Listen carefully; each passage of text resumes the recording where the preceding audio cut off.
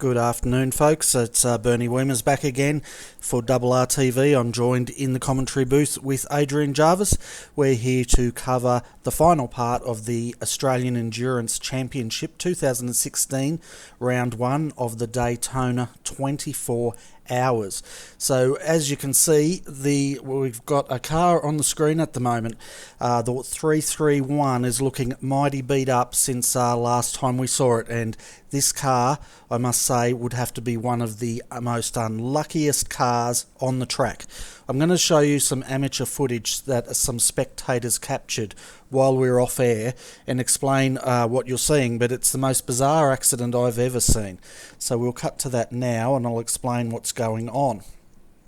So as you can see in the pits here, the tryhards 132 is being serviced, and as they're servicing the car, they've had a hardware failure and the car's rolled out of the pits and the pits crew couldn't stop it.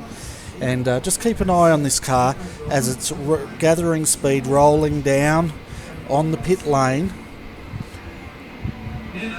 And you can see it's gathering momentum now, and there's no steering, no one's in the car at the moment, and it's just going to roll straight out and straight into the 331, which is their teammate. So I've got another piece of footage which I'll show you while I cue that up from the teammate's point of view. So yeah, the HPD, the 132s, rolled out of the pits and hit their Class C teammate, the 331. Now the 331's continuing, but the 132 has had to retire from the race, unfortunately. So Adrian, any thoughts on that? Yeah, they're very bizarre. I mean, how unfortunate and how unlucky for the 331 team, or basically the whole team, Bernie. There's something that you won't see every day, and something you'll never see in real world racing, hopefully. But yeah, that's really bizarre. Yeah, and while you're talking about it, we're just showing the footage from the back of the 331, what they saw, and you know. I've spoken to the driver, they're very understanding, and so are all the team, but yeah, I thought I'd just show the viewers that because it's not something we see every day. So anyway, let's get into a bit of an update of where we stand in all three classes at this stage. So still out front is the 188, the cask. HPD entry is still leading Class A, and they're got a 92-second gap lead over the 137, and that's the Carnet TDR with Colin Schweck in that car at the moment. So they're on the same lap as the leaders now, and that should be quite interesting. The other car running third is Nutters Motorsport Orange, the 115, XY Gaming sponsored car. So they're still running third. Sorry, I'm just having a look. Yes, they're one lap down. Fourth is the 177. Madison Down is still behind the wheel of that car, and he was when we went to have a break some 3 hours ago. So either he's jumped out and jumped back in again, or he's been doing a triple stint out there. And then rounding out fifth position and 3 laps down is the 118 with Aaron Lee behind the wheel of that car. So they've not managed to be able to make much ground towards the pointy end of the field. So that's a roundup of Class A.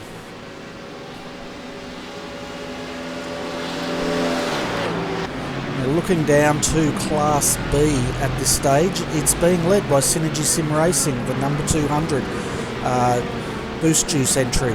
That's being driven at the moment by Wayne Burke. So they're leading. Second place and 1 lap down is the Evolution Racing Australia Team 228 with Anthony Mansorella. Well, actually, they're in third place, sorry. Second place is Blackadder Motorsport with Christian Challoner. They are 1 lap down. So they were leading when we left earlier today, and something's occurred to that car while we're away.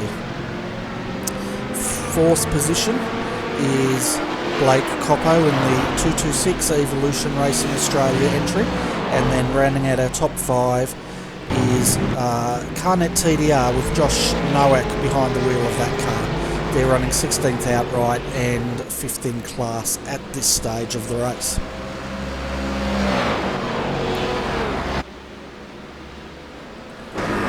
Having a look at Class C at the moment, the Mad Cow 333 Cadbury Purple entry with James Stevenson still behind the wheel of that car's leading. They've actually made a 2-lap gap over their competitor, which is the Selby Motorsports entry 314, with Chris Keeping driving that car at the moment. Then in third for Class C is Alex Pole.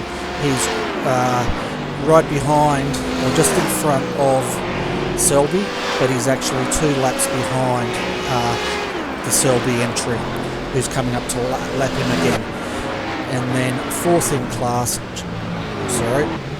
is the 366 Blackadder Motorsport with Jake Fox behind the wheel of that car.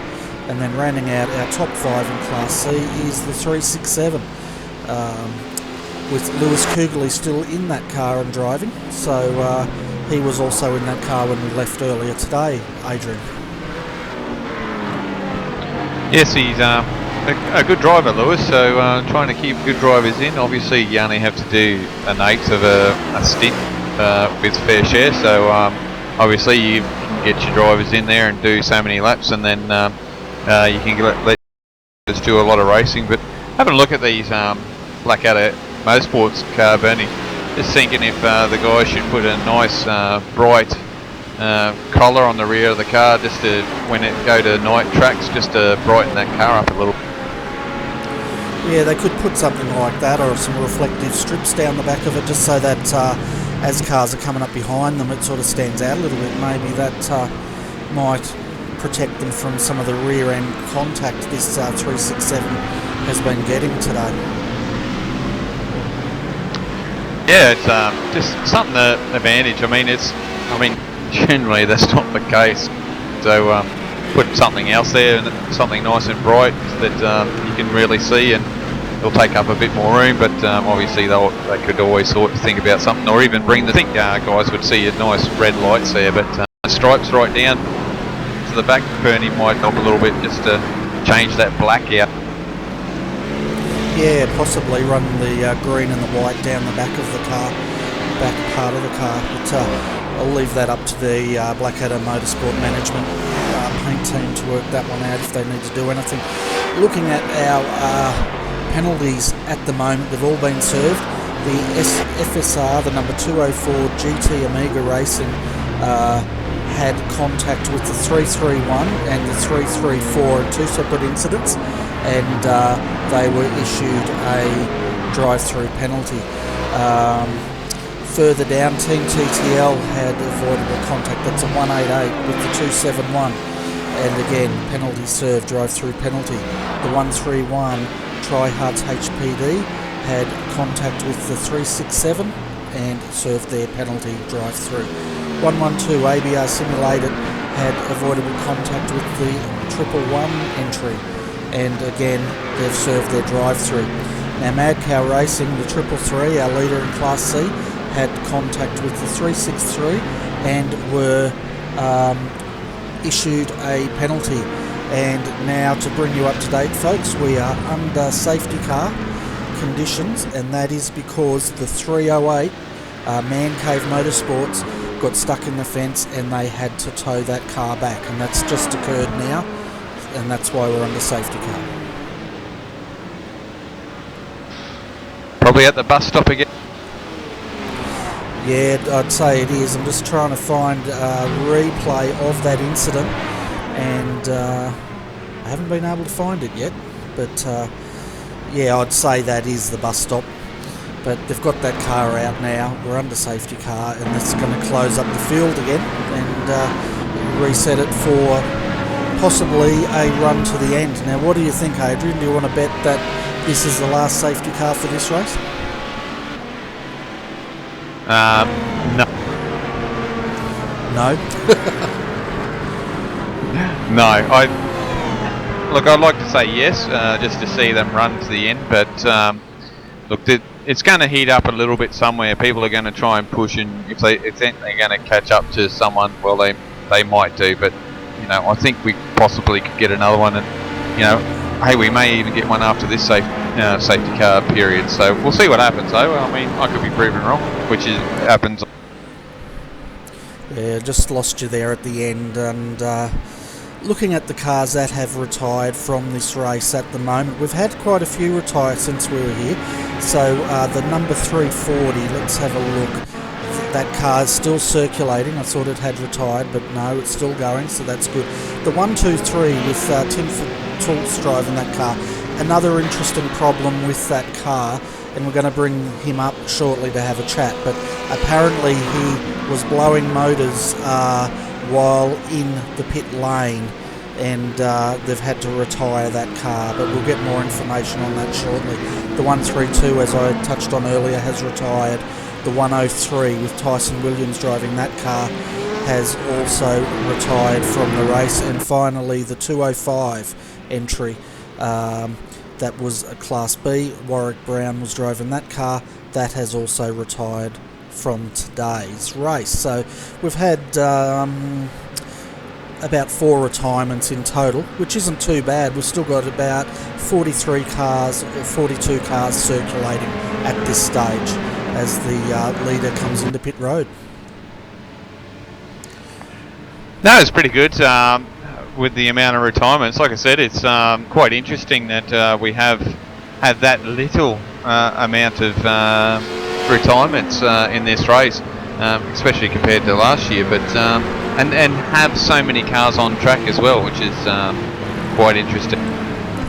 Yeah, it's been pretty. All the drivers out there have been behaving themselves quite well over the last 21 and a half hours. We've got 2 hours 21 left in this race to go until we see the checkered flag, as we can see the scramble out of the pits. And so far they've all made it safely, but we'll bring Timmy Fultz up, I think that's how we pronounce it, and we'll have a chat with him over the problem they had with the 123 entry. Hi Timmy, welcome to RRTV's commentary box. We were just talking on air about the problems you had with your HPD today. Did you want to tell us a bit more about that? Yeah, it started last night, about 30-40 laps in. We went into the pits, and I had to get up and go to the toilet because there was no one else on, and came back and the ignition turned off on the car, and I couldn't turn the ignition back on the car. So I exited out of the sim, come back in, went in, and the engine blew instantly when I went back into the sim. So therefore the car's dead. I had to use a fast tow. Went back in again, and we were trying to get one of my teammates to come in, and it wouldn't accept him into the team. It couldn't register. He was part of AEC and the team. So I went back in again, and the engine blew again, and it was just doing it every time. So the car's just sitting there dead. And that's why I withdrew from the race finally. It just won't start. So we basically did a few laps, and if it's just sitting there idle, like the green pedal's going up and down like a blown engine, but it's not going anywhere. So it's just a little bit buggy, I think. Okay, that's quite a strange one. And have you heard of that happening before, Adrian? I haven't. I don't think I've heard of that where you get out and it'll keep blowing when you get back in, but I do know that if you get out, sometimes the engine will just idle for some reason. I don't know. It's not all the time, but it could be something. But if you've saved the replay, it might be handy, and obviously try and send that to iRacing. They might have a look at it and try and figure out the best they can. But yeah, it's quite a weird. Yeah, it doesn't matter too much. It's only a bit of a race, and it was good fun being back. Yeah, part of me would love to be out there, another part of me would love to be up here in the commentary booth where it's all air conditioned, but we're about to go back green, folks. The 200 for Synergy Sim Racing, Wayne Burke will lead them off the grid from here. The field is shuffled, so let's hope they get through cleanly. But before we let you go, Timmy, is there any sponsors you'd like to give a shout out to? Well, we've got a new sponsor, which is my new company. It's Multi 23 Cards and Collectibles. We're on Facebook. Look us up, join our group if you're Australian, if you're interested in die casts, Legos and basketball cards and footy cards.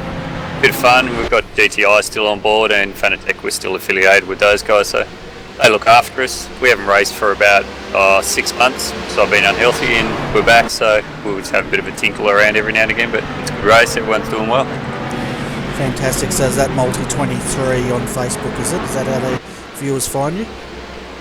Yep, Multi23 on Facebook. The team was Multi21, but as I've just changed the sponsor, we just turned over the name, new leaf, new series.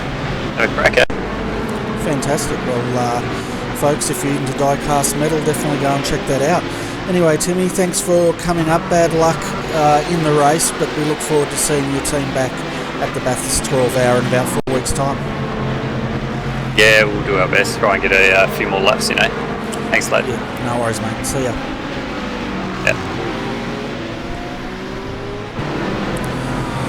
So yeah, there's going to be quite a few of those sort of stories, I think, coming out as this race unfolds, like all long races. And I just had the 308 go back into the fence there, just coming onto the straight. So, and they've got that going, so that's fortunate.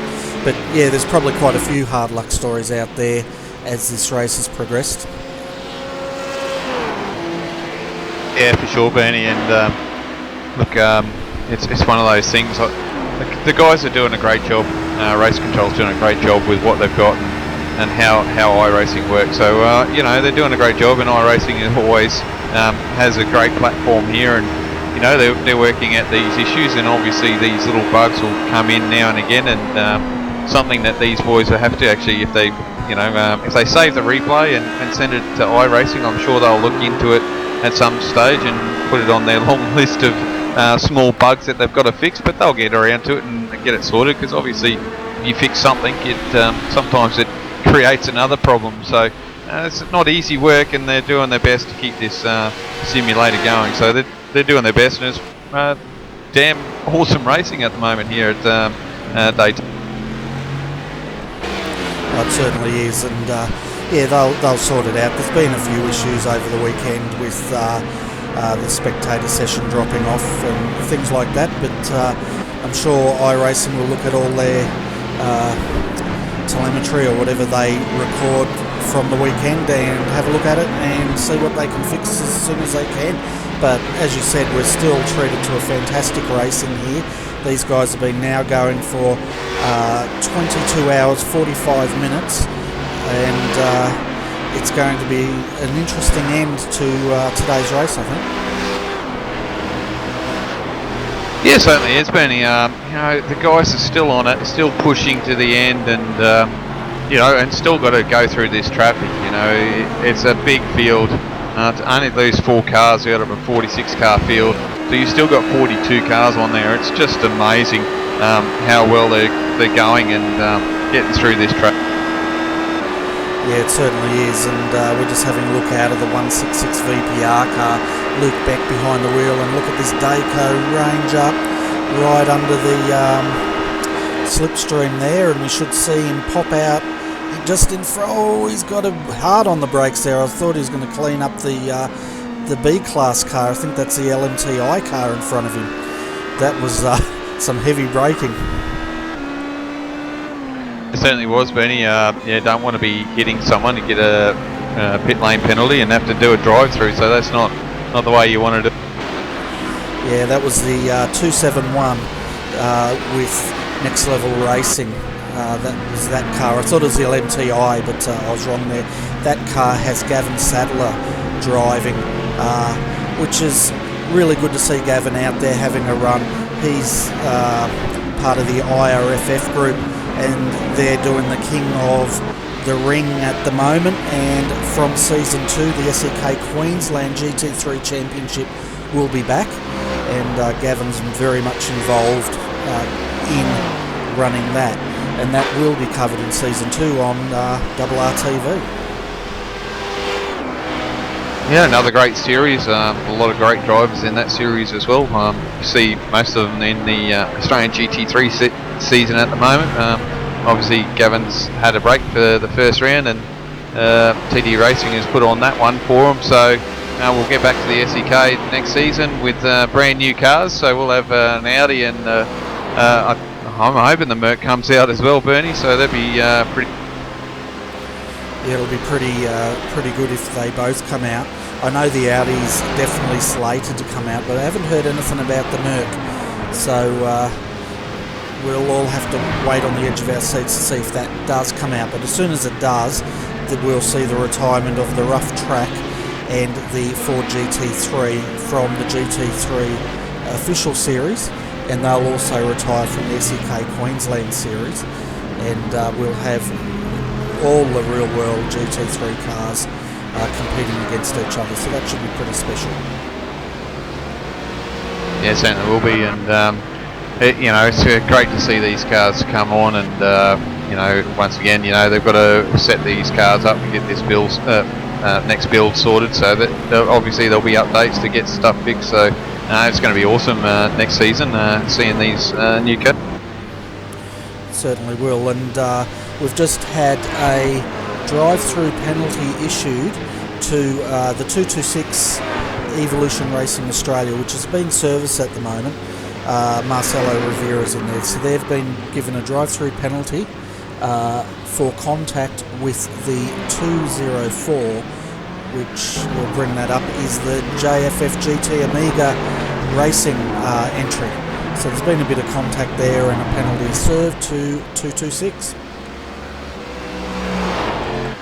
And if I'm not sure about the rules 100%, Bernie, but I wouldn't think that getting a service in pit lane would class as a penalty. I think they might have to come around and serve actually drive through as well. Yeah, I think you're right. I think what's happened is while they've come into the pits for service, they've just been issued that penalty. So no doubt they'll be notified of that penalty, and they'll have to do a drive-through to serve it. It's down as not being served at this stage, so we'll keep an eye on it, and I'm sure that's what will happen. Yeah, it's just one of those things. Like, to come in the pits, was told about the penalty, and they'll have to come back around. So a bit of time lost, but that's why you get penalties, and that's what happened. Yeah, exactly right. Just like in the real world, and they'll have a look at it. I think they've got 3 laps to serve it or something. I might bring James Stevenson up. Adrian, did you want to have a chat with him? Yes.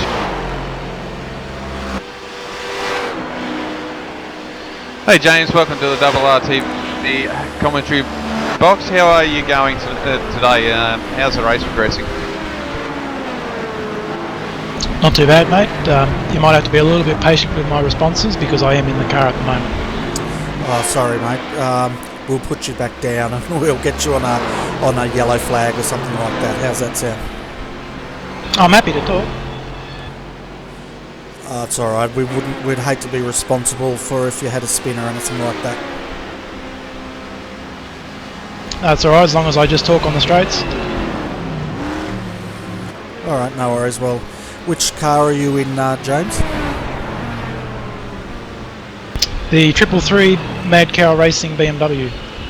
Fantastic. Well, I'll hand you back over to Adrian. Adrian, be gentle with him. We don't want that car spinning or anything like that. Yeah, no worries, Bernie. So, going out there at the moment, you're travelling along quite well and in the lead.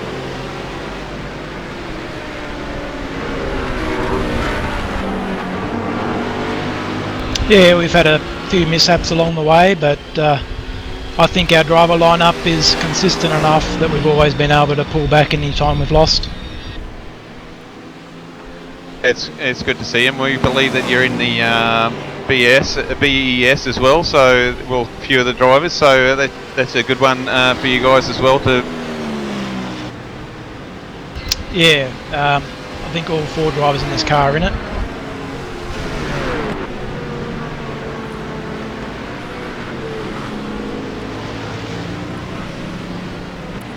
Fantastic. So it looks like the BMW's really been handling well out there. You've been leading most of the day, I think. And how happy are you guys with the performance of your team today? Oh, we're massively happy. I mean, we were really worried coming in because this is a straight line speed track and the BMW doesn't have any of that. Yeah, and it looks like you've got about a 3-lap lead over your nearest competitor, the Selby Rough, so that's really good going.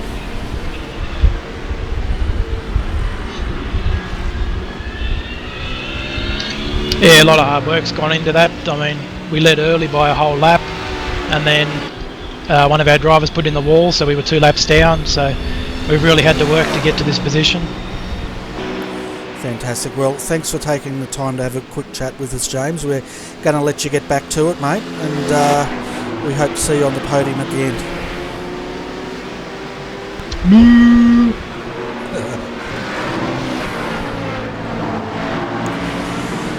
Well, we had to get off that pretty quick, Adrian. I saw him get a couple of wheels in the dirt there, and I held my breath, and I didn't want to risk us interviewing him too long.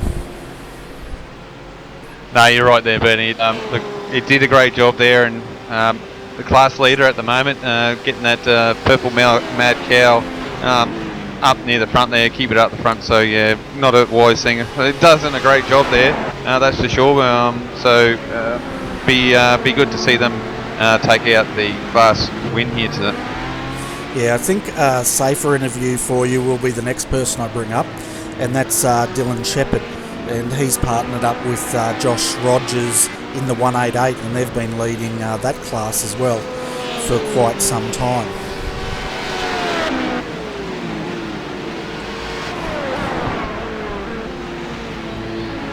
Afternoon, Dylan. Welcome to the comms box. Race is going well for you guys? No, not really. It's like we've had no luck the past probably 3 hours. Just 3 safety cars. We've been slaughtered. We've lost 2 laps. We're up by 2 laps. And I finally managed to get my lap back on everyone, and safety car worked out perfect for us. And I just got kicked from the server while I was doing my stint just then.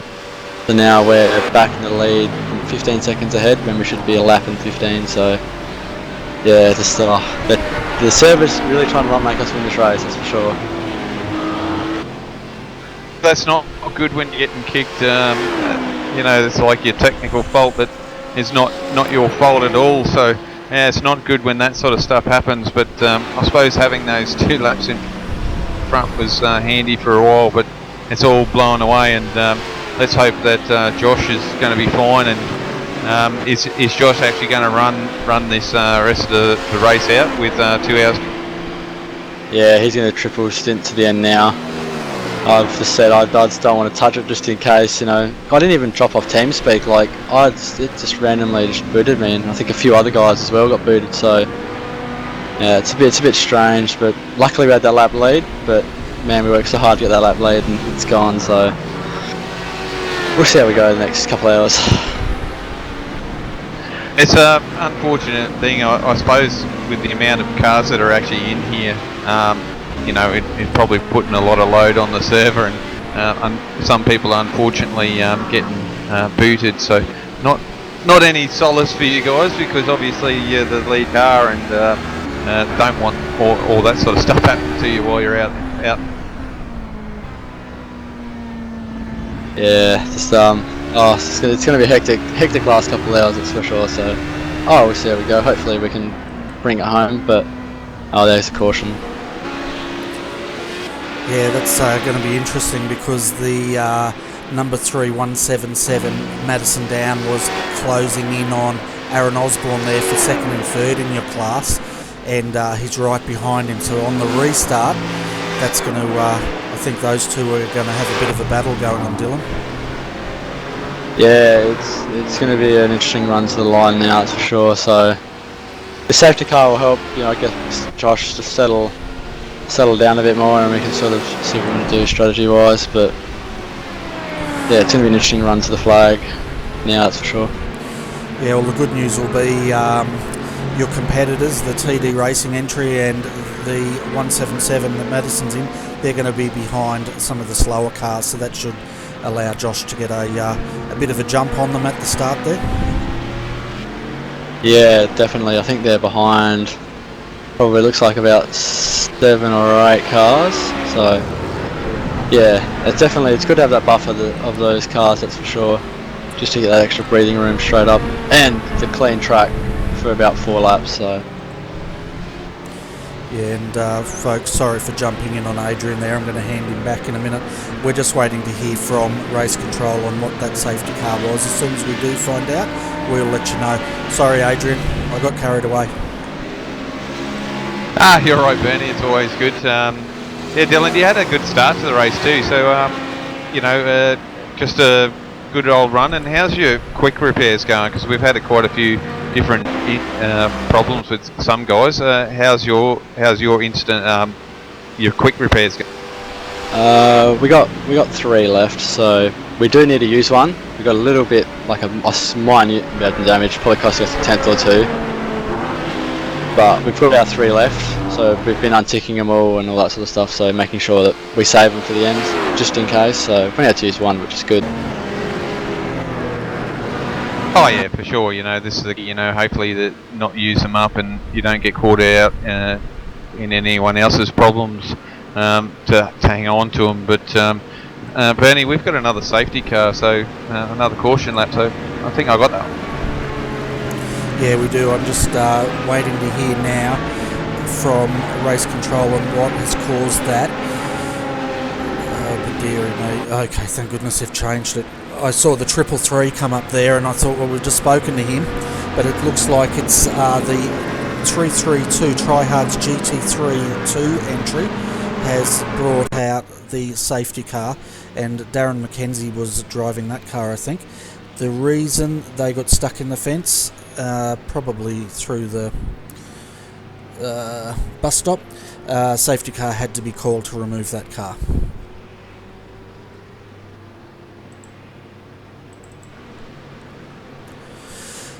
So, we've lost Dylan as well, so he's probably busy. We'll send Dylan down because he's probably going to have to be busy getting his team sorted, I think, Adrian. Yeah, just trying to work out their pit strategy, Bernie, and something that they're going to have to do. Like we heard, he's got one.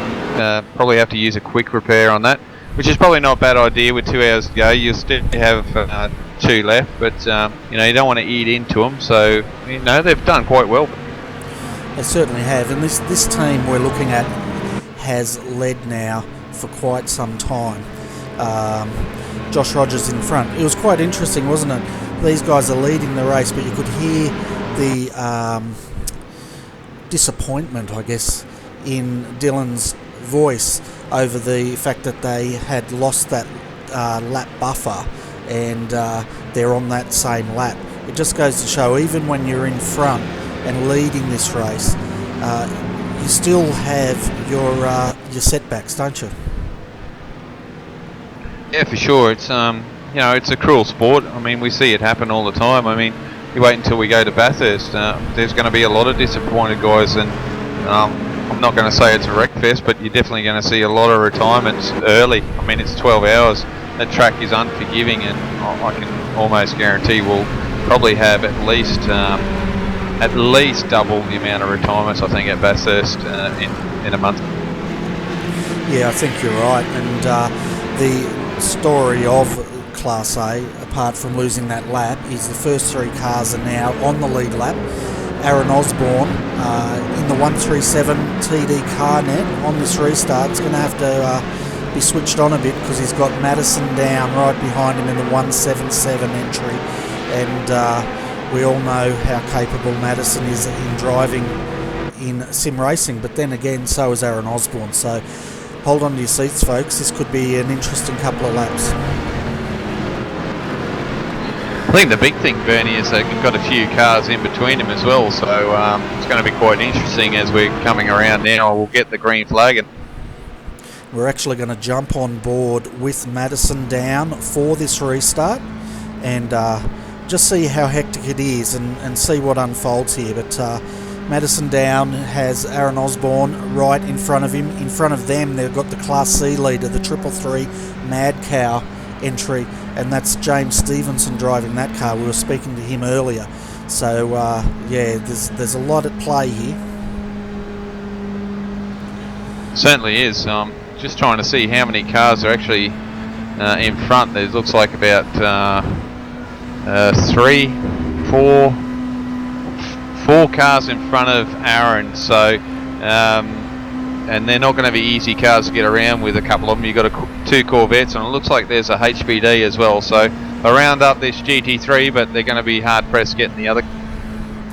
That's right, and mix all that into turn 1. That's going to all play into Josh Rogers' hand, though. He's going to be able to try and get that gap up as much as he can before these guys clear it. And we can just see now Madison down, just feathering the throttle, waiting for that safety car. As soon as that's in, they get the green light, he can go. So it looks like he's trying to line up on the outside here of Aaron, but that could be a Fox move, we just don't know. And here we go, folks. So under green now, both going. Aaron Osborne on the outside. They've cleared the 333. Aaron's going on the inside, trying to get inside the B-class car. Madison's poking in there as well. It's quite a clean start at the moment.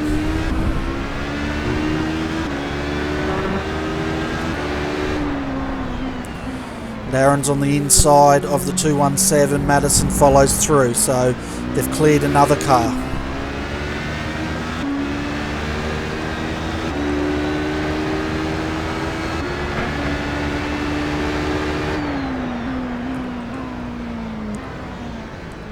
Oh, it looks like Aaron's sliding, and Aaron's had a bit of a slide there, Adrian. Yeah, he's dropped back now, so down to 3rd position. Just probably got on the gas too much, and wheels spun up and got loose, and he lost that position. So he's got a lot of work to do now, and see if he can push forward and try and get that back. But he's got a hard job to get there. He certainly does, and it was under brakes there, cold tyres. He's had a bit of a spin. We've got the super slow-mo up at the moment, and to his credit, he's held on to that even when he's hit the grass on the inside. But that would have been a bit of pressure, a bit of cold tyres, I'd say. So the TD entry is down to 3rd. Madison down in the 177 is up to 2nd. The gap at the moment, 1.168 seconds to our leader, Josh Rogers, in the 188.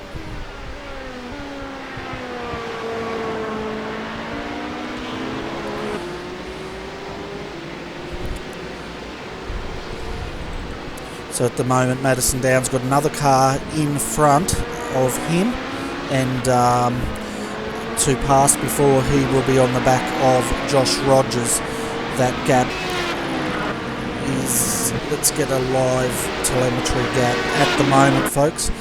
Sorry if I'm sounding a bit flat, I'm probably a bit tired, but yeah, that gap, 4.7 seconds from our leader, 188, back to Madison Down in the 177, and then it's it says 2.5 seconds back to car 3. So that's pretty exciting, having all 3 cars on the lead lap with just under 2 hours to go. So they've got a lot there to fight for. Yeah, for sure, Bernie. A bit unfortunate for Dylan and Josh there.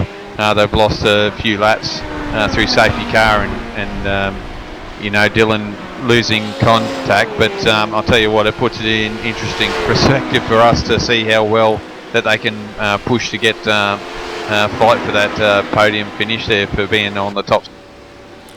Yeah, for sure, and there's a lot to play for there. We've got one of our co-commentators here, Mr. Luke Emerton, popping in to have a bit of a chat. How are you going, Luke? Yeah, good boys. How are we? Sorry, I just saw that PM pop up half on the screen there, Bernie. Didn't mean to invade the broadcast. I'm doing alright. Finished all the driving now. Did 3 stints in the early morning, so it's all done now. And just relaxing, watching the last bit of the broadcast. Fantastic. So which car are you in today?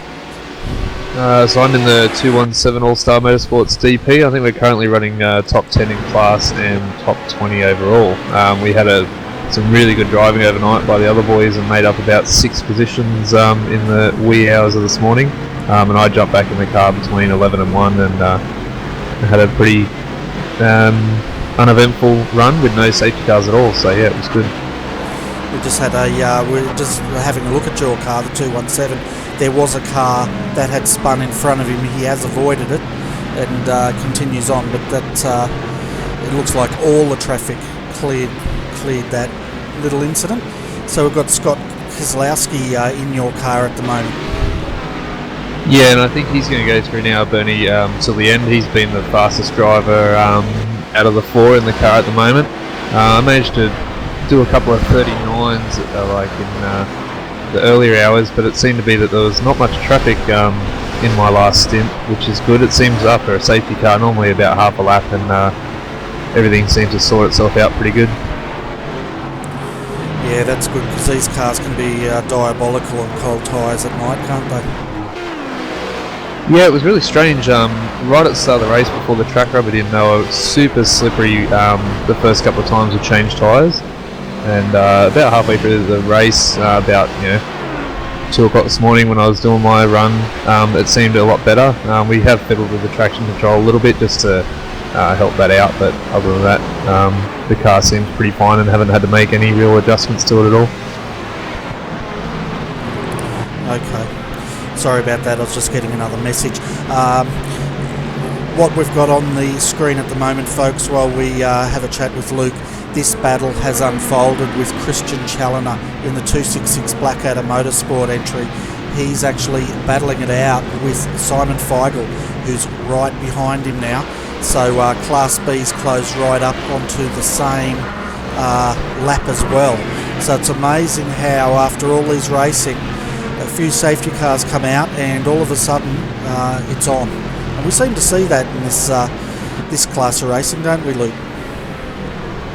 Yeah, that's right, Bernie. I know when I did my first one earlier on last night, there was a lot of cars that were like, each car was kind of separated by 2 laps for each position in the Class Bs, and then obviously when I woke up this morning and had a look at the stream, and the boys had made up all those positions, so they made up 6 or 7 laps to gain 6 positions kind of thing. So definitely something happened overnight while we were all in bed, and yeah, but now again, as you say, everyone's kind of closed back up, and I did notice before on the live timing that the times have closed right up, and all the positions from the next 4 positions behind us, I think, we're all on the same lap, so should make for a good finish with just under an hour to go, or sorry, under 2 hours to go.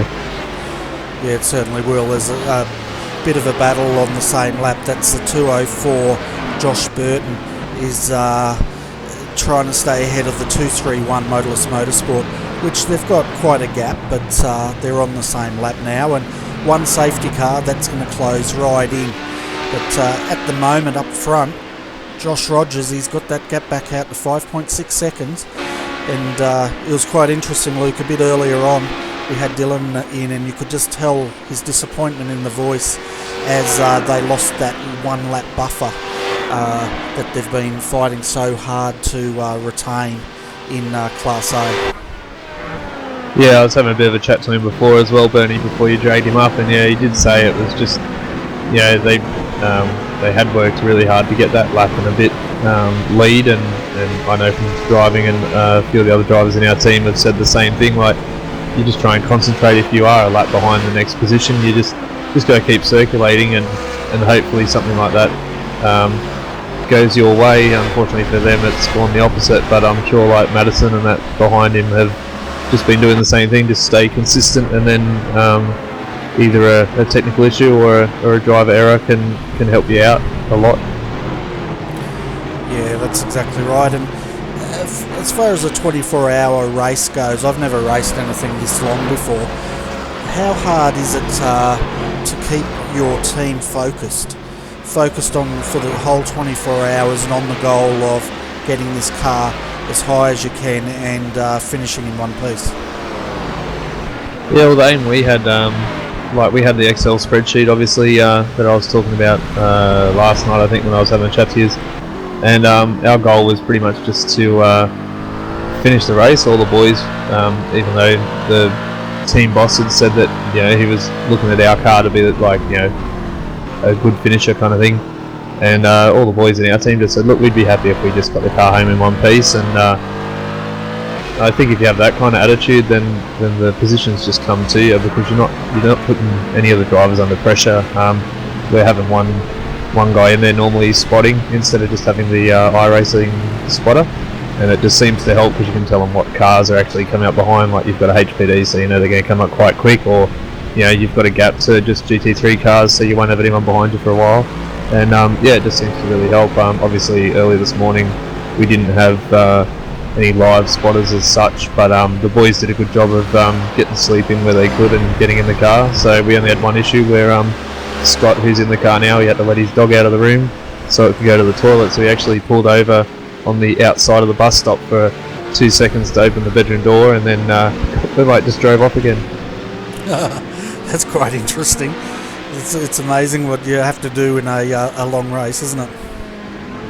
Yeah, it was just before my stint. He still had about 15 laps before he had to actually pit for fuel. He's like, I gotta let my dog out, and he's like, what can I do? I'll pull over somewhere. And then he's like, here, I'll just pull over at bus stops. So he just pulls over, and about 6 or so cars went past him. He managed not to lose any positions, and just got going again. I bet you that got the attention of race control at the time. They're probably wondering what was going on there, but I guess when your dog has a pit stop, you've got to stop and let it out, otherwise you're going to be cleaning up something. Yeah, definitely. You don't really want something like that hanging around the room when you're trying to concentrate and drive around that early in the morning kind of thing as well. So yeah, it worked out alright. He only lost a few positions to GT3 cars, and obviously could make them up in the next couple of laps afterwards. So no major issues with pit stops. I know there's been a lot of black flags and stuff, trouble going on with a lot of people, and seems to be that we've avoided all that and been entering the pits and everything as normal, and haven't had any things touch wood, and not too many car contacts or anything. So keeping out of race control's eyes, which is a good thing. I think so. That's always a good thing. And it's quite interesting. We're looking at your teammate at the moment, Scott Kozlowski, out there. He's right behind this battle between Simon Feigl in second in class and Christian Challoner. Those two are very close together now, and so he might be in the box seat here to watch this battle unfold.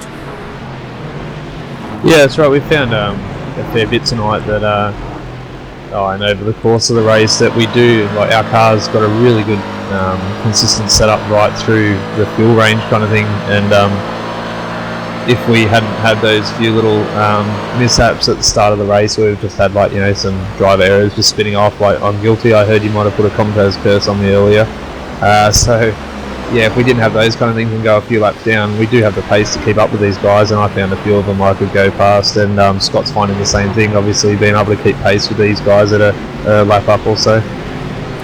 He's just let one of the cars through, which was Michael Cracknell in the 222. I think he's a few laps up on you guys, so it's quite interesting. He's got to keep an eye on his mirrors as well as out front there, and he's doing a great job. Yeah, and I think we've got Troy, I think, in the team speak, just spotting for him, as I was saying before, and it does really help, because that way, because there's no classes as such on your iRacing, you have to look at the number, and sometimes when you're in the middle of a battle, you can't quite get time to look at each car number to work out what class they're in, so it does help if you got someone in there just letting you know what kind of cars are, because a few times there, you get a HPD come flying up and they outbrake you into the bus stop or into the first corner, so you just got to ease out of it and let them through. Yeah, that's right, and that's the thing. There's a lot of teamwork that's going on behind the scenes. We generally in motorsport focus on the driver, but it's actually a team sport, because you've got a lot of guys not only spotting, but I know in our teams we've got guys also crunching numbers and looking at fuel strategies and tyres and God knows what else they're doing in the back there. So it's very much a team effort, isn't it? Yeah, that's right, and just even just the odd encouragement, as you say, spotting and crunching numbers, and then just getting on TeamSpeak and just saying, you're doing a good job, or if someone goes past him, just that's alright, let him go, he's ahead, just helps the drivers out too, because it does get a bit lonely out there. In these stints, we're doing about 2 to 3 pit stops per driver, which each stint is just on an hour for the DP. So yeah, it can get a bit lonely in the car without another voice there in behind you, so it's good just to have someone there to help you on, and it keeps you alert as well. Yeah, that's exactly right, and it also, you know, if the driver gets excited or starts to get a bit nervous or things aren't going their way, it's great to have a friendly person in the ear there just to sort of talk them through the frustration, calm them down and get them focused on the big picture.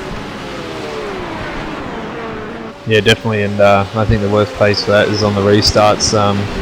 They get a bit crazy, and yeah, as thankfully I think Scott and I think Will at the time were in TeamSpeak when I had my first restart in the safety car earlier on, and got a bit frustrated with a few cars just being a little bit impatient, but yeah, you get that in GT racing. There's a lot of faster guys out there in faster cars, and just gotta let them go kind of thing, and not get too wound up in it. Just drive your own race kind of thing. Yeah, that's exactly right. And bit of an update, folks. Class A at the moment. Let's have a look at how they're going. Josh Rogers is leading that class. The gap is 4.4 seconds over Madison Down at the moment, and the gap from Madison Down back to Aaron Osborne. We saw Aaron have that spin earlier. 11.9 seconds down is the TD Racing car, but saying that, it doesn't take much, just a safety car, and he's going to be back in this race. Looking at Class B at the moment, that's being led by Christian Challoner, and right behind him the 228 Simon Feigl for Evolution Racing Australia is in second. So these two are duking it out at the moment for that position. They've actually both got one lap up on third place in Class B, which is the Juice Boost entry with Wayne Burke driving that car, the number 200. So that's your top three in Class B. Looking down to Class C at this stage, that is still being led by the Mad Cow Moo Machine, the purple entry, the 333, and James Stevenson's in that car. He was kind enough to have a chat with us earlier on while he's driving. Then 3 laps down is the 314 Selby entry. Hayden Burns behind that car. So these guys are spread right out, and then they've got a 2-lap gap over Alex Pole in the Delta Sim Sports 399 BMW. So that's your top 3 for each of the classes. I'm going to let Adrian have a bit of a chat with you, Luke, and you guys can do a bit of a call if you like while I have a pit stop. Yeah, no problems, man.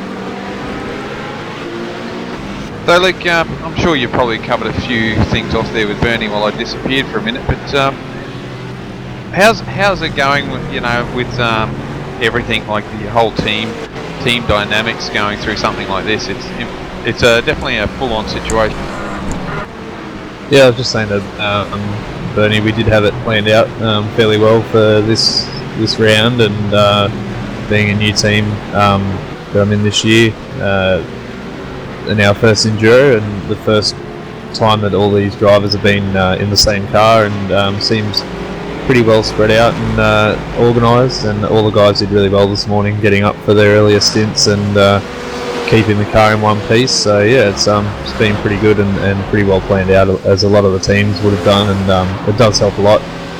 Sometimes you can wing it and it can be okay, but it definitely helps to have like some sort of small organisation in there. Yeah, for sure, it always helps, and always have the flexibility to change if it needs.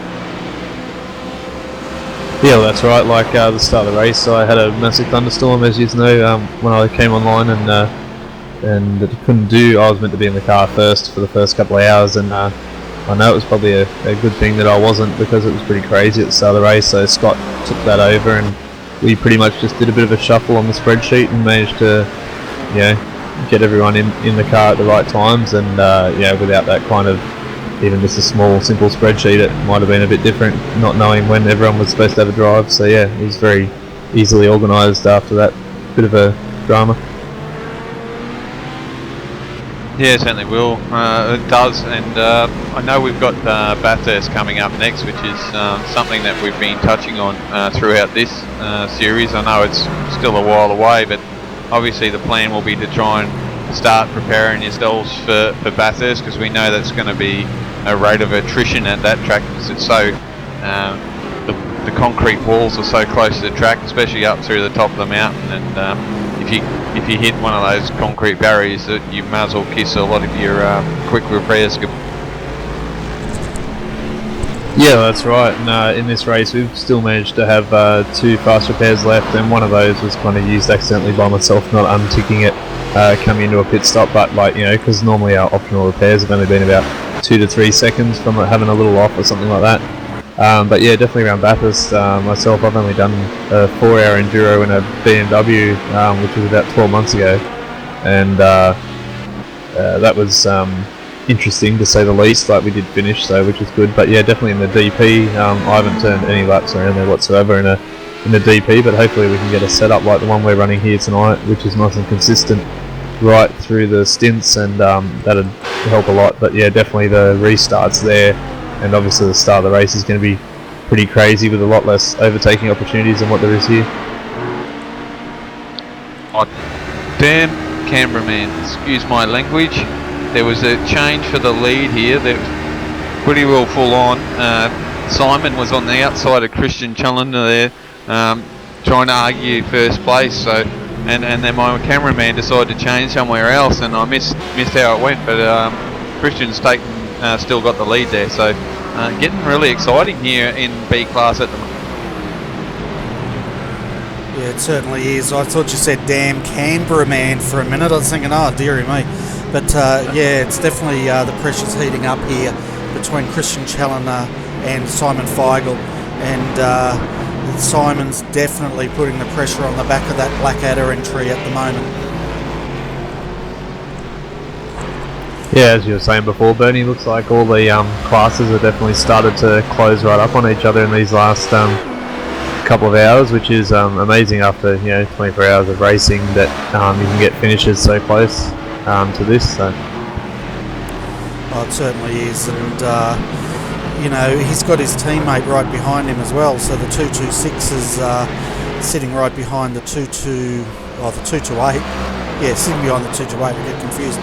So he's got a bit of a rear gunner happening there. Not that he needs it, he's a lap up on the 200 boost juice entry. But I've been jumping the camera between Class A and B. But now Simon Feigl's got to run. He's looking on the outside as they come into turn 1. It's a long way around. I'm not sure if he can do this. Oh, runs wide there. Doesn't get that position. He tried that last lap, and I think that's probably what happened the last lap around, when my cameraman decided to go and see someone else. And ooh, that doesn't sound good for me out there. Sounds like I'm going to get a thunderstorm soon. But yeah, no, Simon just caught him. I think he just needs to play a little bit of patience here, trying to close in on him in this section.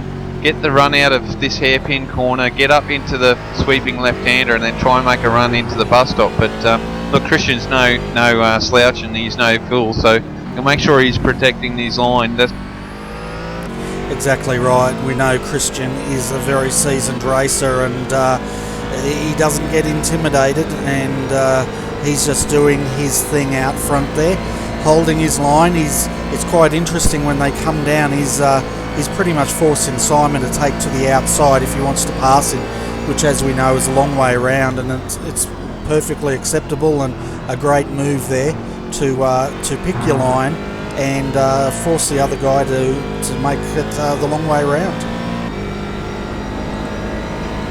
Well, this is the thing. Like, these guys know what they need to do, and they'll pick a line. They're not weaving. They're not going all over the place as they're getting into the corner. They're sticking onto a line and making the guys work for it. So they know the strengths and weaknesses of the car. Look at this, he's hugging that double yellow line. We know the guys can't go underneath that, so Simon's have to go up near the top again. So I think Simon's awake to this move again. He hasn't done it, so he's just tucked the car in behind here and going to try and use this area here and get the move done a little bit later on, or try and get it through the bus stop as he goes a little bit wide through the hairpin.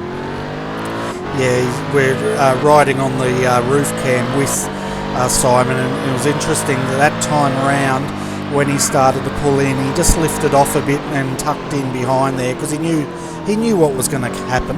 Trying to go on the outside there is going to lose position a bit, so he's going to try something else now. So you think the bus stop might be the place to make the move? I think so, Bernie. We can see Christian, he's taken the low line out of the bus stop to try and hold his position, which is nothing wrong with that. That's totally illegal for these guys, but you can see Christian goes up wide near the fence coming out of this corner.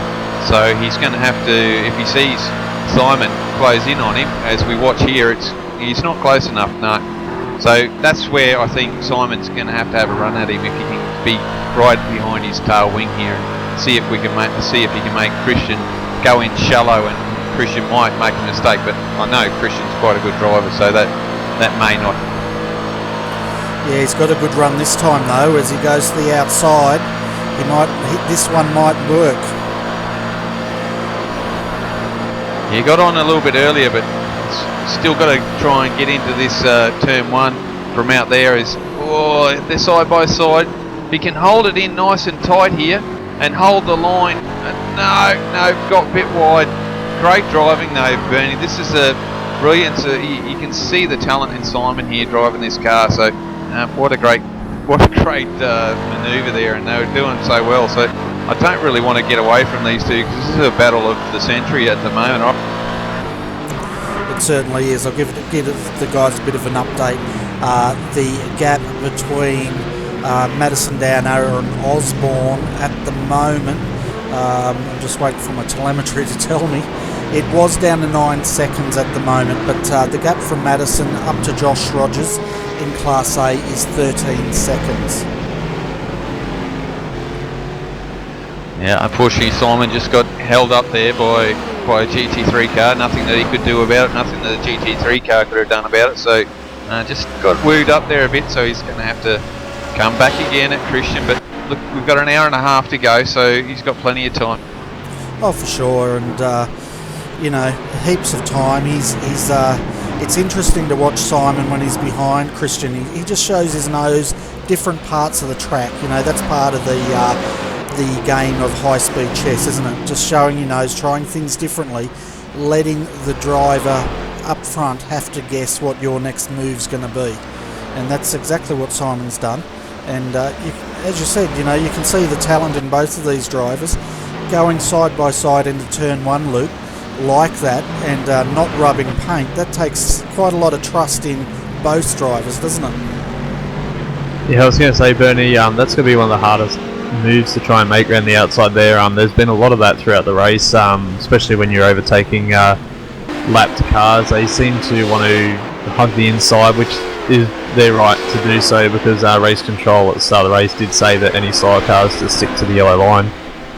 But yeah, you just lose so much speed around that outside in that dirty line, and if you do run a little bit off track there, just across the white line on the outside, there's a huge bump that really unsettles the car, which I'd managed to find a few times throughout the race. So yeah, you've just got to be real careful, but to be able to go that close, I just saw it on the stream then, and yeah, they're doing quite a good job, but his best chance is probably through the bus stop. But again, if you try and dive up the inside there, you just lose so much speed coming out, and the ideal line is against the fence and turn the car in. So you want to kind of just stick in behind him and then maybe try and go for a run around the oval before you get to zone one, and try and get that move done before the start finish.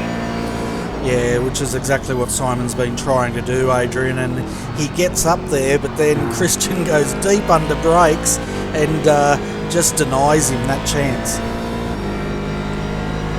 Yeah, Aldridge's got the preferred line, hasn't he, getting in turn one? We just heard Luke there, there's a bump out there and it's quite hard, and the thing that Simon's got to try and do is just try and, really stay close to Christian, as he's going to have another shot here again and see if he can get around him, because he's definitely quick enough, we know that. I think he's just going a little bit high there, Bernie. He's definitely braking a little bit later, but got to get that car there beside Christian and try and keep it really close to him and get around there. He might actually have a chance, but it's going to be a hard job. Oh, definitely, and Christian's doing a brilliant job out front here in Class B, just protecting his lines, making sure he places that car just to deny Simon that opportunity to try to make an effective pass. So I reckon, Adrian, what we should do after this broadcast, we should both jump in these Corvettes and try going side by side through turn 1 to show the viewers what unskilled drivers do when they enter that corner. Well, the problem with that, Bernie, I don't think we'll ever end up side by side going into turn 1. One of us will be way on the outside skidding into a fence, and the other one will be spinning into the pit wall fence as well. So I don't think they'll ever see us two get side by side going into turn. Yeah, you're probably right. I can't even do a lap in one of these cars on cold tyres, so yeah, probably right. It probably wouldn't work, but yeah, Luke, have you ever gone side by side with someone into turn 1 there?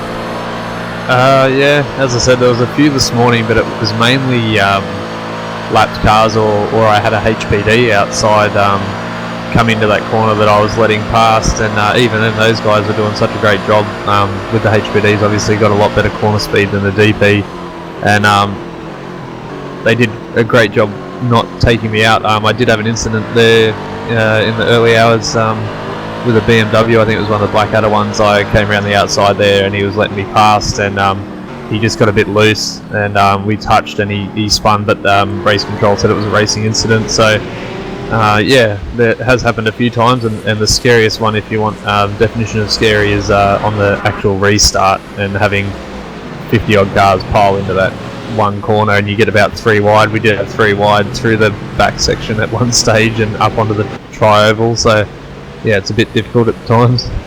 Yeah, and add to that, all the classes are shuffled up in between each other.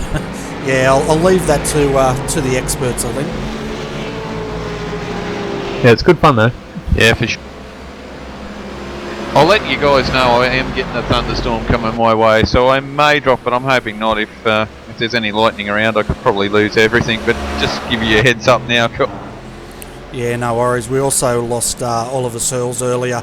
He's had his internet drop out in and out from a thunderstorm as well, so it's pretty much situation normal, Adrian. I think this weekend's a weekend of rolling storms all up the east coast. Yeah, it certainly is. I think I've been quite lucky most of the weekend. From Friday to today, we've probably missed a lot of it. So not too bad. As you can see here, Simon's just sitting behind Christian at the moment. I'm not sure, he might be trying to pressure Christian into a mistake, which is, you know, it can happen, but we know Christian's quite good at driving the cars, so we'll see how long Simon can put this pressure on Christian and see if he can get that position away from him. Yeah, and this is when the teamwork really starts to come in, because they're going to have one more opportunity during the pit stop to try to jump them that way as well. And we know ERA are pretty serious about their racing, as is Blackadder Motorsport, so it's going to be interesting to see what these two teams do for the pit stops, Luke. Yeah, well, I was just thinking about that, Bernie, and a few of the teams, including ours, we did a few, as I said, longer stints. Like a couple of us, myself included, did 2 pit stops per driver, so get in the car and do 2 full tanks of fuel, then come in and pit a 3rd time and then jump out. And what that did was seem to spread out and make the stint for the last part of the race shorter. So yeah, a few of the teams, I would say, be looking at pitting sometime after 6 o'clock in the DPs, say about 10 past, 20 past, and then that's going to be their final pit stop. They'll just throw full tank of fuel and fresh tyres and run it to the end. I know earlier on in the race some of the teams were pitting like pretty much on the hour mark or just before, and it's those teams there that are, say, pitting at about 10 to the hour that are going to be in a bit of strife coming up if they haven't sorted their strategy out properly. Yeah, and that's exactly right. And the other thing they've got to make sure of is that all their drivers have hit the minimum laps. So that's another important thing they'll look at. I'm sure these two teams have already accounted for that. Yeah, there's been a bit of a drama though in the server. It's having some shenanigans. We all notice that when you have a look at when you press F1 and it just shows you your personal laps, etc.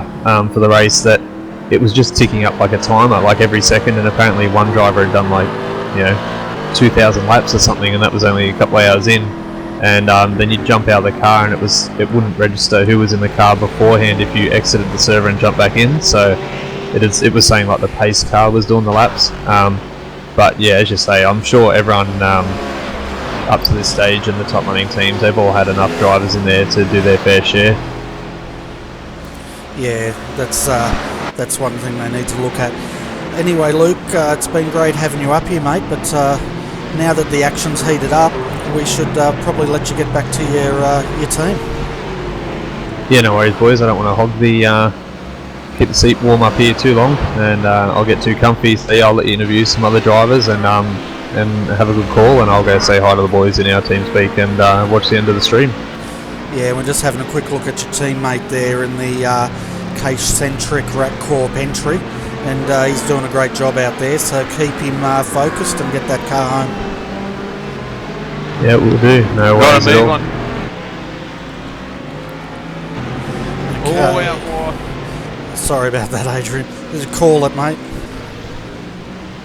No, it's all good. It was Simon had a good run getting into turn one and had the car in front of Christian, but not quite enough where he could pull in front of him. And getting into turn one, Simon was out wide again, and just lost a lot of momentum. So a little bit of lap traffic here helping the boys at the moment.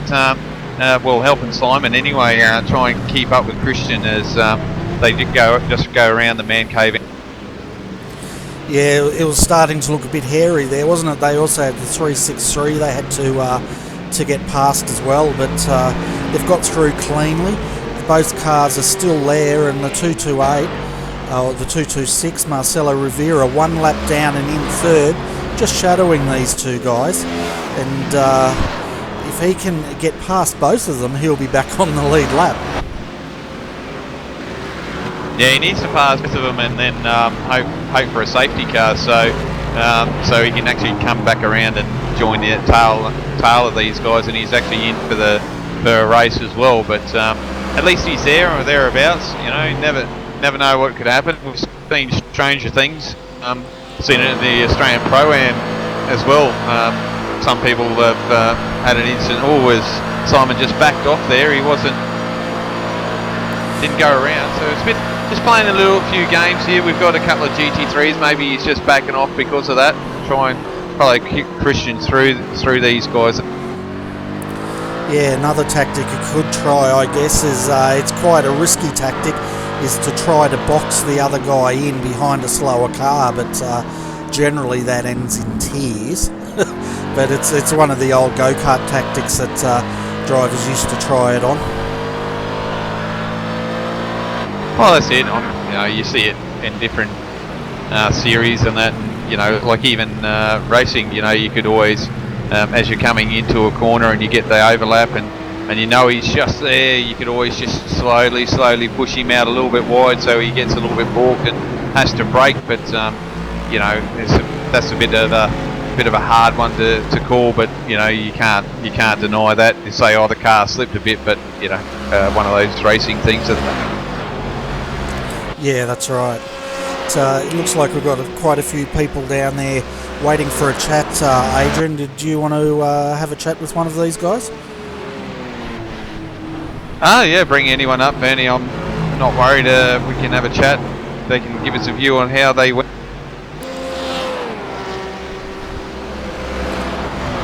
Hey Brenton, welcome to the RRTV commentary. How's the race progressing? Only just over an hour to go. Yeah, how's it going up here in the commentary box tonight, guys? Got just a bit over an hour to go, but the race has been an interesting one. I think that we're sitting in a pretty decent spot at the minute. I think we're fourth in class, so yeah, it's been a good race, really. Yeah, that's good. And how does progress throughout the night, because that's the hard one for a lot of. Yeah, look, it's been a roller coaster ride for sure. We qualified the car on pole, and at the very start of the race, got out to a good lead, but had a bit of bad luck and found ourselves with a penalty that put us a bit in trouble, and then ended up a couple of laps down. I think we were down 3 laps at one point, and just drove really hard. Had a lot of bad luck with safety cars, but towards the back half of the race, we got a bit lucky, caught a couple of breaks. Actually drove back up into the lead there, and then got burnt again by another safety car about an hour ago when we were in the lead, and now we're trapped another lap down again. So it can be a cruel game, that's for sure. I'll just jump in there, guys. Yeah, just let me jump in for a minute. Simon Feigl was just lapping the 363 car. We've got the super slow-mo replay up, and he's actually spun that car through one of the hairpin turns. So that's going to be quite costly. There's no contact, but it has put him back a fair ways. Back to you guys. Yeah, thanks for the update, because that was a really hotly contested position there. But yeah, it's good to see that you've also got boost juice on the cars. Got the two. I know you got the HPD, and you've got the two DPs at the moment. Yeah, that's right. Really excited to be able to have Boost Juice on board for the season. Get the new liveries out here last week to show everybody. But yeah, we do have the HPD and just the one C7 in the race tonight. But throughout the season, there will be 2 of them. Yeah. Yeah, and it's looking pretty nice and clean as well. The DP. How's the quick repairs going? Because that's obviously something that you try and look after, especially for a 24-hour. Yeah, we haven't had really too many problems. The car's been really clean all race. We did have to use one of those up early in the piece. Got the wall probably before midnight last night, but yeah, we've had the car pretty well spotless ever since, so no real dramas with that. Yeah, going pretty well there. No, it's good to see, and having the race the way it is, and having those ups and downs, it makes it hard, doesn't it? Especially when you've only just got an hour to go, and you know that you're up near the pointy end, and having a good battle there with the TD Racing boys there earlier on at the start, going through that transition where everyone was getting a little bit hectic. That was pretty well full on at the start. Yeah, the start of the race is always a bit of fun. It can get pretty wild at times, but we've managed to keep it fairly clean throughout the whole race. Really, there's always a bit of biffo and barjo, but no, it's been pretty good. Yeah, it's been quite interesting the way things going. Some teams have had issues, and some haven't. One thing that we're getting is, obviously, I was on board some of the teams there. They've actually getting black flags through a closed pit when you go through. It's actually an open pit. Bit of a problem there for you guys. Yeah, well, I know when I was in the session throughout pretty much the first 2/3, 3/4 of the race, we never came across that in our car. I think that the HPD did have that happen at the very start of the race, and they deserved the penalty. They didn't get their black flags cleared. But I think it's an issue where people are coming into the pits when they're open, but instead of waiting for the whole field to go past the end of pit lane before they exit, they're driving through a closed exit. I think that might be what the problem is, but I'm not too sure. Oh yeah, that could be a different explanation. I suppose it's something that everyone will have a look through and see what's going on. It's a hard one. It's makes it difficult for everyone, especially race control. They're trying to put on this series and things like that are creeping in, but they're doing a great job and trying to keep this racing as real to life as possible. Yeah, no, that's you're not wrong. They've done a great job. I've seen Scott working very hard all through the race, and it's not an easy thing to be able to keep on top of. There's always a million things going on, and it's probably pretty hard work for them to sort of keep on top of it all. But no, they've done a really good job. It's a great series. This is the first time I've ever run in it. It's a great little series. So this is your first time with the team. I know the guys here in this team ran last season and were, believe championship in their class. So that's why we're in the car number 200, because they've got the opportunity to run the first couple of digits. So first time for you in this series? Yeah, absolutely. The guys, yeah, they did. They wrapped up the championship last year. I think they came 1-2 in class last year. And yeah, since then I've come on board and started driving with the team, and they asked if I wanted to have a go in the car with them. And yeah, it's a great opportunity. You know, it's a great series. It's a lot of fun, and it's something different for me personally because I've never done any endurance racing before. I've never done any this sort of class of racing. I've really only done V8 supercar stuff. So it's a great opportunity. Yeah, it certainly is, and the boys are definitely turning it on for everyone tonight. And this is the biggest field that I've seen for AEC for the start of the season, and it just goes to show that there's not too many retirements, even with the limited amount of quick repairs that are actually available. Yeah, like I was saying before, it's an interesting thing. It can get a bit with the 3 different cars and they're all having different speeds. It can get a bit hard to navigate the traffic, but although we've had a few little issues along the way, I think overall it's been pretty clean. It's been pretty good. There's a few guys that have had some dramas, but it's good to see, you know, with only an hour or so to go, that there's still so many cars running. Yeah, that's right. And I suppose the plans after this race are have a bit of a break, and then probably sometime during the week might look at starting to set the car up for back. Yeah, I'm not too sure what the plans will be. We'll just focus on getting to the end of this one first. That seems like enough of a challenge for the time being. Yeah, it certainly is, but you know, running down. But I see if Bernie can update us with this yellow flag, because it's popped up here, and obviously something's happened on the racetrack here. Yeah, definitely, guys. The Blackadder 368's actually had a steering failure and has come to grief out there on the track, and they've had to get that car in and tow it in. So that's the second steering failure we've seen in this race today. Yes, an anomaly at the moment, in it. It's probably a hardware failure or something like that, which does happen, unfortunately. But you know, those are the things. But no, it's good to see you out here, and the first time in here. I hope you're enjoying it, because as commentators, we're sitting up here and enjoying the racing that's being provided for us tonight, all last night and this morning and during the day, and with only an hour to go, it should be quite interesting with another safety car. So I wonder how many more we're going to get of those before the end of the race.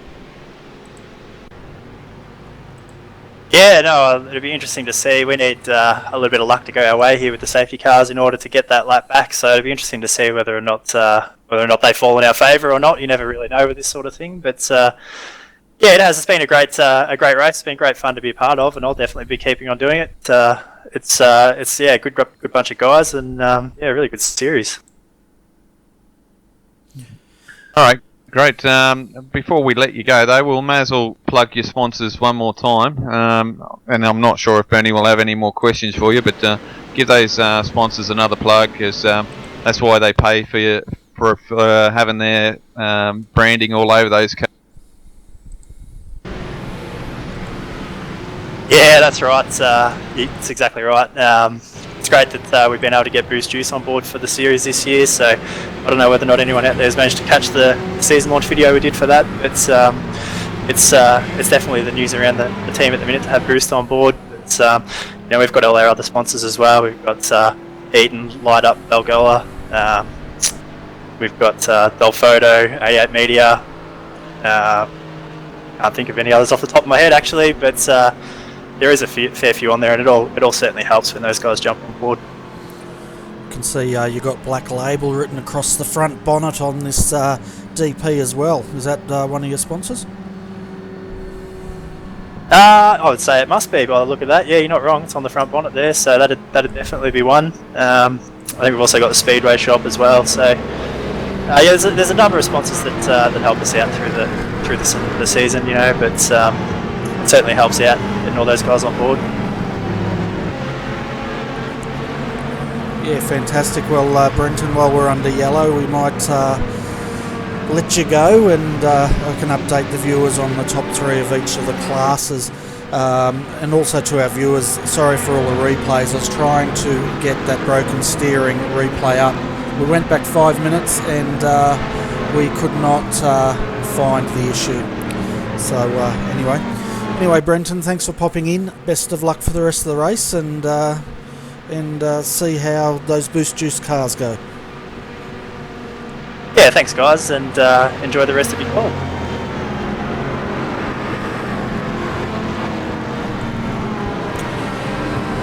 Okay folks, so while the cars are under yellow, let's give you a bit of an update. We have Josh Rogers out in front in Class A. 6 cars down, Aaron Osborne is in second position, and then third is Madison Down. Aaron did drop to third position for a while there. That was just through pit stops. Madison Downs also made that stop, so they're back in the same order they were in. But saying that, there's a few cars they need to clear. Class B, Christian Challenger's leading the way, followed by Simon Feigl in second position. This safety car is going to help Simon. He was down 21 seconds. He's now got 2 cars separating him from Class B leader. In between him and the Class B leader, though, is Marcelo Rivera, the 226 car, and he's running third. So if he can get past Christian here, Adrian, he can actually get that car back on the lead lap. Yeah, that'd be quite handy if he can, and it's going to help Simon, that's for sure, as we go green again, Bernie, and this is going to be interesting going to turn 1. It certainly will be. We can see Christian threading the needle. 3 wide going into turn 1. He's got a HBD behind him, a GT3 on the inside, and he's got that car through, and he's managed to gain a couple of positions. Big accident though. Oh no, he has.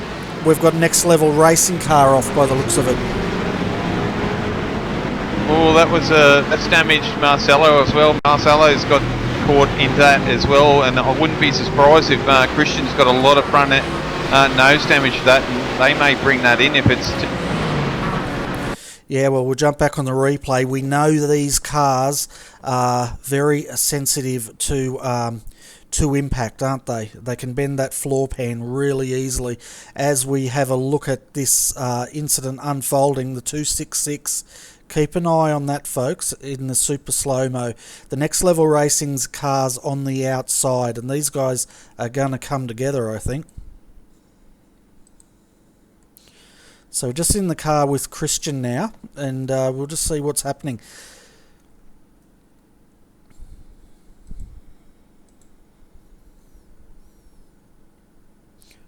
I'm just speeding it up a bit so we can see exactly what's occurred. Yeah, the Next Level Racing's put the brakes on, and Christian's just run straight up the back of him. I think there was a bit of a tangle up front with a HPD, and that's been hit big time by Christian. So I wouldn't be surprised if they bring that car in. Yeah, doesn't look good on the front of Christian's car, so I don't know how long he's going to be able to stay out there, but oh jeez, when he hit that Next Level car, the back of that went right up in the air. So I'm amazed how they kept those cars going. I don't think Next Level's into a spin there, and poor Marcelo, if we go back to him, he got caught up as well with everyone slowing. Yeah, it was a bit of a concertina, wasn't it? And we can just see Marcelo did bring that car in, the 226, and they've repaired it. He's back out. Christian's got a lot of damage on that front end, and he's choosing to stay out and battle for this Class B position at this stage. They're probably going to try to keep him out now until they can schedule that stop.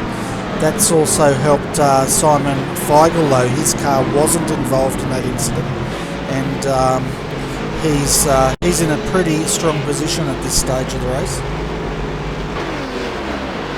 Yeah, I think he's in the box seat at the moment. Obviously they've got a pit. Maybe that's why they're keeping Christian out. They've got a pit again and put some fuel and tyres on these cars, so they're just going to probably assess it. We know Christian's quite quick, and he'll probably end up staying in the car, but look, Simon's quite quick as well. We saw him hounding Christian earlier, so it's just an advantage to ERA at the moment, I think.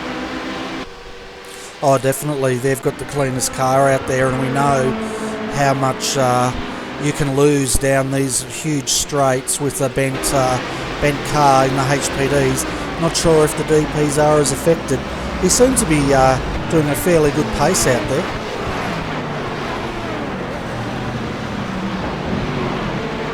Yeah, I'm just having a look.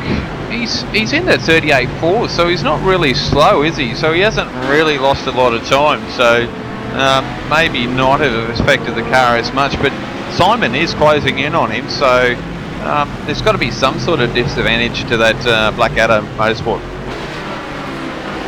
Yeah, you'd think the gap's down to one second, and he's carrying a lot of damage, and he went right up underneath that next level DP. So I'm really surprised that that car can continue without any sort of effect on the way it's handling. Well, I don't think his steering will be bent because he hit it fairly cleanly, so the steering's not going to be the issue. I think it's more the aero. Yeah, I think you're right, because he hit dead on front to back there. I don't think it would have affected the steering at all. Yeah, and just heard from race control that there's no penalty with the 266 car. Apparently it was a net code, but I can tell you what, the front of that car of 266 ain't looking like a net code thing to me. It looks like it's clouded something, but hey, look, that's the thing about net code, and I suppose we could sit here all day and talk about it, but look at Simon just gaining on Christian's car. Yeah, he's running straight past. I think Christian's called it a day. He's bringing that car in now. He knew the writing was on the wall, and it's time to get that car repaired, because he knows Simon still has to make his final stop. So it's not all over for Blackadder at this point, folks. They can get that car repaired if they've got a fast repair. We're just checking now, and if they do, they can come back and fight another day. And it looks like they are using a fast repair, Adrian. Yeah, that wouldn't surprise me if they had at least one left. They had issues at the start of the race, didn't they? But going back to that incident, I think it'd be more a racing incident, a little bit of check up there and a piano effect there.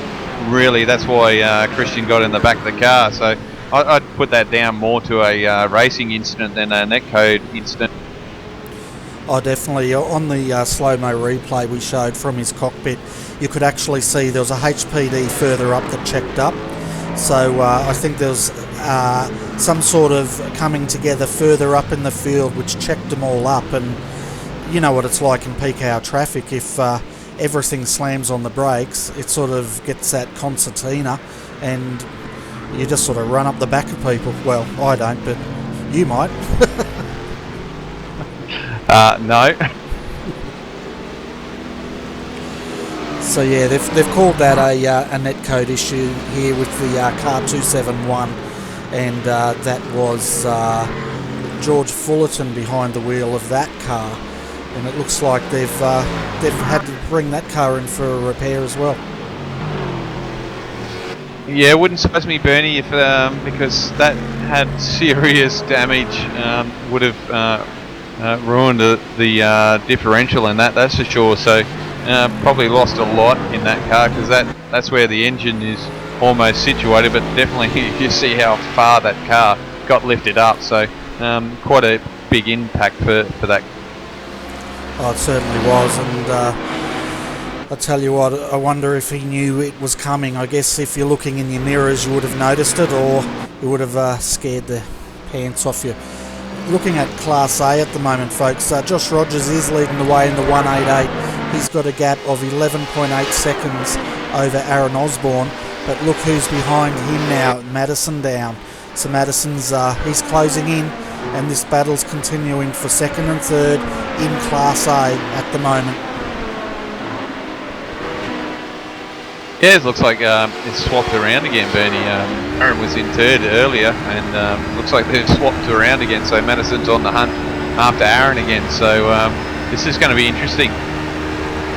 Yeah, it certainly will be, and the reason they swapped was Aaron pitted earlier and dropped back, and then Madison pitted, and they've just got back onto the order they were before pit stops. But Madison down, he's a lot quicker under that toe, isn't he? Oh yeah, for sure, and that's something else that you've got to be careful too with these HPDs. They're not really friendly in the toe getting into corners, so you've got to be a little bit careful getting into the corners with these. Yeah, because when they're racing this close, I think they lose some of their downforce from the wash of the car in front of them, and they can get a little bit taily. And we can see there Madison just looking on the outside of Aaron. Both of these guys are A-grade drivers, and it's going to be an interesting battle to see how they do this in the coming lap or so.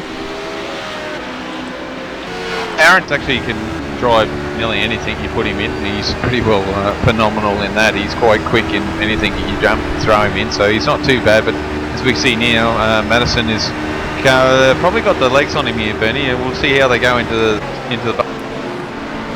Yeah, Aaron's just braked a bit early there, let Madison through. Madison was on the inside. It's actually probably the best move they could have done, because if they'd have got tried too wide into the bus stop, I don't think it would have worked. No, I don't think so either. A little bit of just going, oh well, you're quicker than me. I'm letting you through, and I'll just keep behind you for a while and see what happens. Yeah, now it's Aaron's turn. He's getting that toe. You'll see him close right in on turn 1 here, and it's his turn to see what he can do, I guess. He doesn't want to let Madison go. That's the main thing.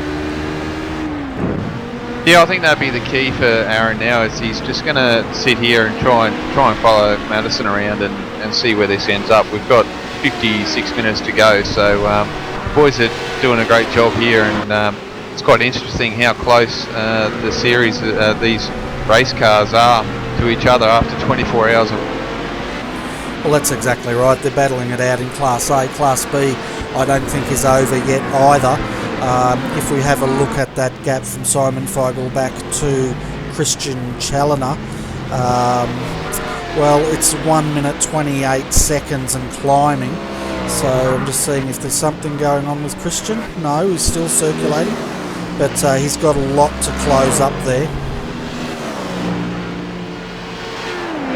Yeah, he certainly does, Bernie. I think having that pit stop and having that damage, Simon's just got his rhythm going, and we knew he was quicker than Christian from earlier, where he was hounding him.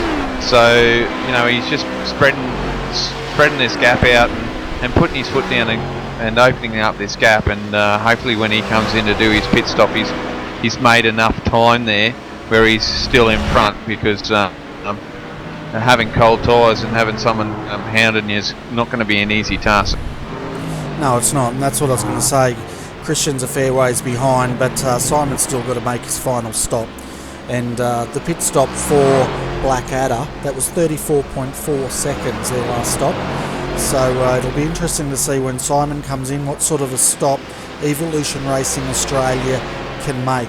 Both of these teams, they're top quality teams, so they're going to be on top of their game as far as pit stop strategy goes, and it's going to be interesting how Class B shapes out. You're right there, Bernie. I mean, we've got ERA, probably one of the top teams in Australia, and then we've got Blackadder Motorsports, which is obviously one of the worldwide teams, a very, very international team, so they've got drivers all over the world. That's why they can have these internationals drive in the wee hours of a 24-hour race where we all need our sleep. So, but it's good to see, seeing this Australian team bring along and show their prowess and the drivers they've got. And like Brenton said, these teams aren't actually stacked; they spread their drivers out. So. You imagine if they had all their top drivers in one car, that would be a phenomenal sort of feat. It certainly would be, but it could also go against them with all the eggs in one basket sort of thing, couldn't it? Well, that's right. I mean, I think with Brenton and the way they've designed it is, have their probably two best drivers in each car, and I'm stretching it here with best drivers. I mean, the whole team's quite talented, isn't it? So to get their two best drivers in each car, and then the next few guys, just to spread it out, so if something happens to one car, they've still got the other one, and they've still got a chance of trying to win a race. So it's not silly. It's definitely a smart sort of move by the. Oh, for sure. And you know, Marcelo Rivera there, he was fighting at the time of that incident to try to get back on the lead lap. So he's that hasn't succeeded, unfortunately, for that ERA driver, and he's had to pit for damage. So that's probably the end of him trying to get that car up to fight for second and first. We're having a look at Team 333, the Mad Cow Cadbury Purpley new car, I guess. Scott Gray is in that car now, so they've come in and done their final stop, and no doubt he'll be bringing that car home. But he's got a pretty big lead of 1 lap over Hayden Burns in the Selby rough, and yeah, they're a lap behind at this stage, but still in second position. And then third is Alex Pohl for Delta Sim Sport in the 399. So that's your top 3 in Class C, folks. Yeah, Alex Pohl. I've known Alex for a little while. Was part of teammates early on when first started doing teams, and he's a very consistent driver. Alex is. He may not be the super fastest driver out there, but he's definitely a consistent driver, and generally you'll see a car come home nice and clean. So a great driver. He's Mr. Consistent, and you know, doing a fantastic job there for Delta Racing today and all last night. Yeah, and consistency on a 24-hour race is, I'd say, more important than outright speed, because if you're not consistent around Daytona, you're not going to get very far, I don't think. But speaking of consistency at the moment, Simon Feigl, he's just putting those laps in now, and this is looking pretty good for ERA. But remember, he's still got a pit stop to go, and that gap's down to 54 seconds. Yeah, he certainly does. So, 54 seconds, that's close, Bernie, for them to get in, get the fuel done, and get out there. So it's going to be tight. I reckon this is going to be on when he gets this fuel stop done, because, 54 seconds, you've still got to account for running down the pit lane as well. So it's going to be really interesting when that happens. Oh, definitely. And the Daytona pit lane's a pretty big pit lane. It's quite long, and also when you exit the pits, you've got a really tight left-hander that you've got to negotiate. And on cold tyres, he's going to have his hands full, that's for sure. Oh yeah, you're not wrong. I mean, that exit out of here, out of pit lane, is something of treachery in itself. You know, like. You can handle most of the race around here, but coming out a pit lane into DP with cold tyres, and there's great big bollards, I'm calling them, or boulders, you might as well call them, for a Corvette C7, because they're going to damage your car instantly if you run over them. So you've got to be real ginger through that section of the pit. Yeah, that's for sure. I'm just having a look at Class A. Madison Down is in second position, Aaron Osborne third, and Josh Rogers is still leading the way. The gap there, back to Madison Down, 11 seconds. So it'll be interesting now that Madison's got clear of Aaron. Looking at their lap times, he's not as fast as Josh Rogers at the moment, but we'll see how that goes. Yeah, I just had to go on Josh share because he disappeared off the telemetry, which is normal with the amount of cars. I think I've got about 10 people that it keeps dropping, so which is quite normal, Bernie. I think you could say, with the amount of cars and the amount of information that has got to get sent through to us tonight, especially with the paints as well. So all in all, I think we're quite lucky tonight. Things have been working. Yeah, they've definitely been working well today, and.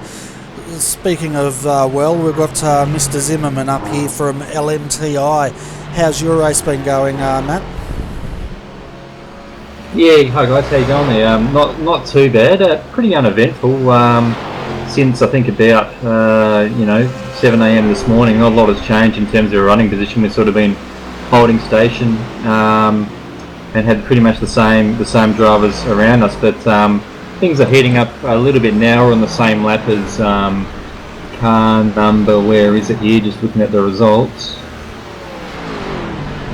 Yeah, car number 232, the Tryhards DP. So we're within 13 seconds of them at the moment after being about 6 laps down, I reckon it was a couple of hours ago. So I think they've had some sort of issue, but yeah, things are getting a little bit interesting right at the end. Yeah, it certainly is, and it's interesting. The field does appear to be closing up as the minutes tick down. How many drivers did you put in for the 24 hours? We had 5. So myself, Neil de Bruin and Greg Colgan are our usuals, our regulars, if you like. We also had Nick Towsey come in, who joined us at Spa last year in the Rook. And then we have Sam Doherty as well, who's a bit of a skilled guy there in the old Lotus 49 Grand Prix car. So he's been setting some good times in the car as well. So yeah, had 5 for this one. And how's your fast repairs going? You haven't used them all up? The first 6 hours we went by without using any of them. At about that point, we used 2 in quick succession in the night. One was inadvertent.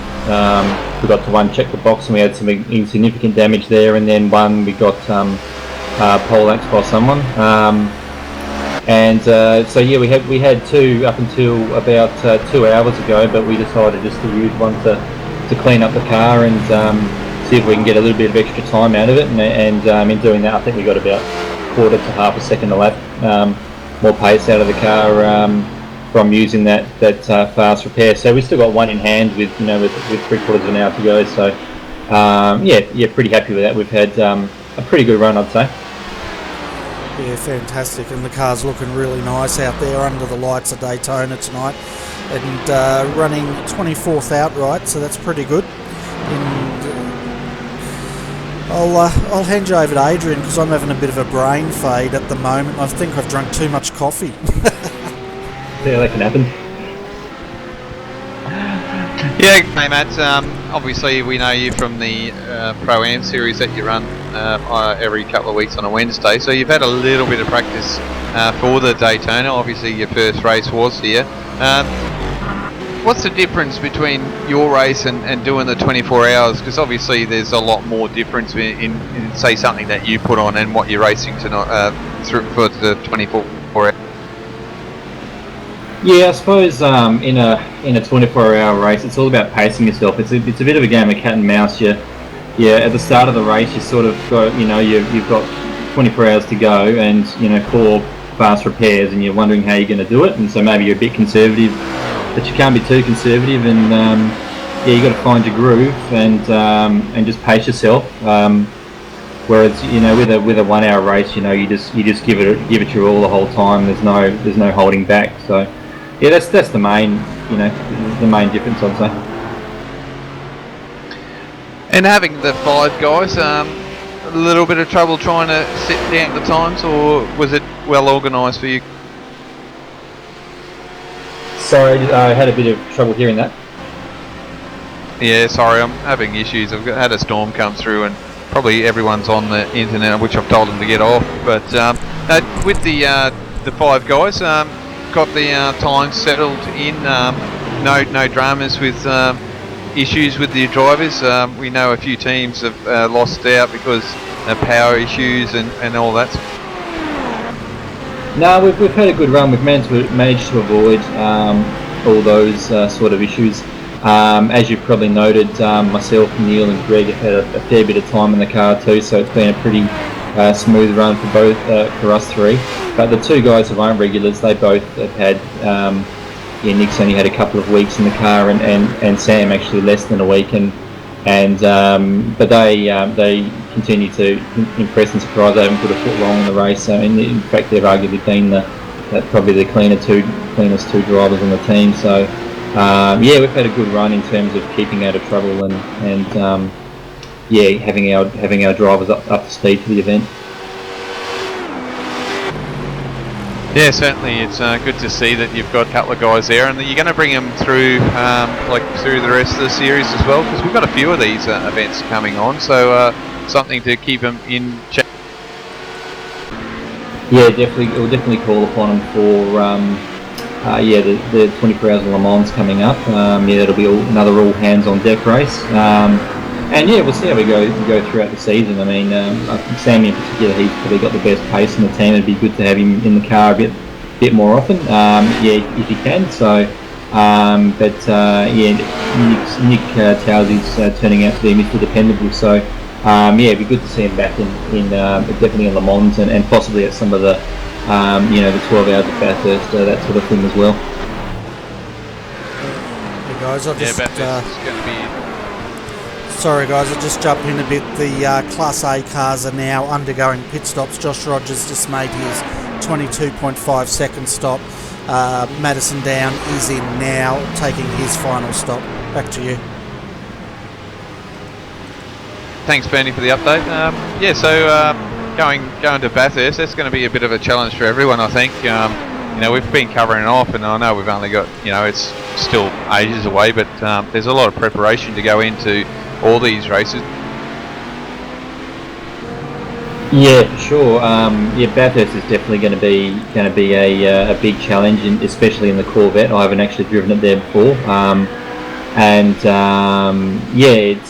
to be honest, I'm not sure what to expect there. I mean, at Daytona, it's a relatively straightforward track apart from turn one. I think as long as you've got turn one right, and you really focus every time you're going through there, the rest of the lap is relatively danger free. But Bathurst is going to be a completely different kettle of fish with a car like the C7 Daytona DP, which is got a modest level of downforce and a ton of power, a ton of torque. It's going to be a lot of opportunities to get it loose, powering out of corners and all that sort of thing. So it's going to take plenty of practice and a fair bit of setup work and patience. Great,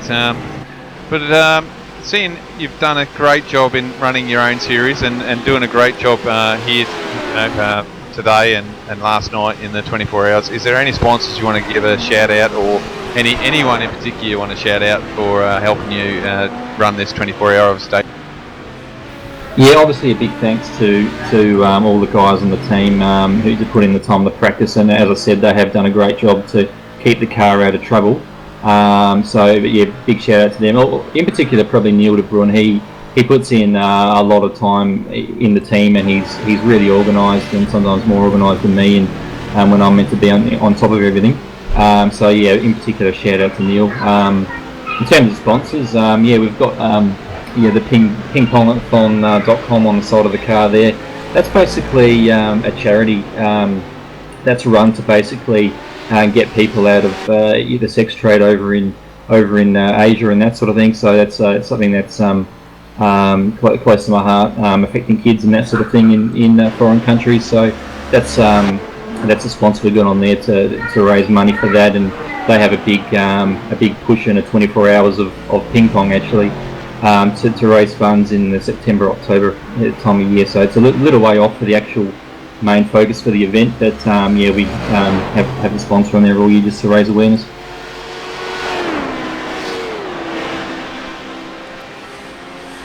Fantastic. Well, Matt, thanks for popping in and having a chat with us. Your driver, Neil, at the moment 24th in the 229, and as we can see, our race leader pitting. So thanks for popping in. No dramas, guys. Thanks for broadcasting, and we'll talk to you again soon. Okay, folks, our leader of Class A, Aaron Osborne's in the pits now. Josh Rogers is sitting in second. As he's coming around, he will resume the lead as he's gone across start-finish line into turn one. Madison Down is now also crossing the finish line and into turn one, so he's second, and Aaron Osborne is still in the pits at this stage. Pit times, having a look at them, Josh Rogers did a 22.5 second stop, Madison Down 18.1 seconds, and we're just waiting on Josh now. He's coming out, 28.3 seconds for the Carnet TD racing entry.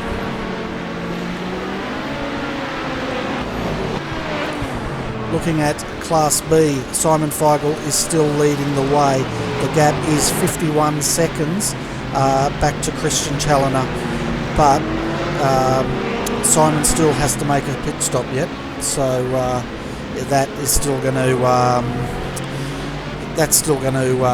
have a bit of a battle at the end of this race for that class, I think. And the 333, Adrian is still leading Class C. A great effort by Mad Cow there to be leading that with a few laps, but man, Bernie, what's going to happen in this pit stop with Simon? Just sitting here thinking about what are they going to do. The longer they're out here, the less fuel they're going to put in, so that means that they're going to be stationary for a short amount of time. Does that mean that they're not going to take tyres, or will they take tyres? You know, this is another thing. We did hear from teams earlier, run of the DP, but it's not really ideal situation to not take tyres, because you do have the drop off and you lose time. But you know, will they sort of negate that if they don't have to stop as long in the pits? Well, it depends, I guess, how those tyres are feeling for Simon at the moment. I'm just trying to work out in my head. We've got, 37 minutes of racing to go. They're lapping at around about the 1 minute 40s.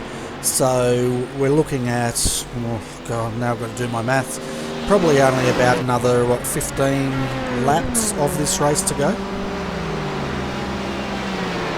Yeah, and I haven't seen Christian's time come up, so this is going to be a telling thing, because we know Christian will have fresher tyres compared to Simon, so it's going to be interesting to see what sort of thing that they're going to do with that, because I know you know, tyres will drop off, so how slowly will, you know, how much time will they lose? So it's a bit of a numbers game here. We know ERA is pretty well on top of this sort of thing, so it's going to be quite interesting when he actually... It certainly will be, and I'm just crunching some numbers here for the folks out there. So I've just done a quick calculation. They've probably got around about 19-20 laps to go for Class B at this stage of the race. So tyres may still play a part in this race if they choose to either take them or not take them. But it really comes down to lap speed consistency and whether Simon thinks he can get that car home. Well, Bernie, I think all that calculations can go out the window, because the black Adam Motorsports car is in the pits again.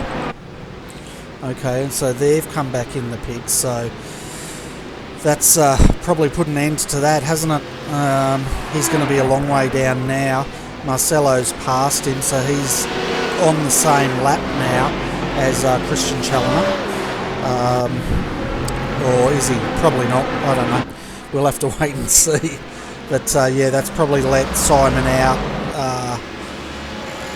to do what they need to do now to get that car home.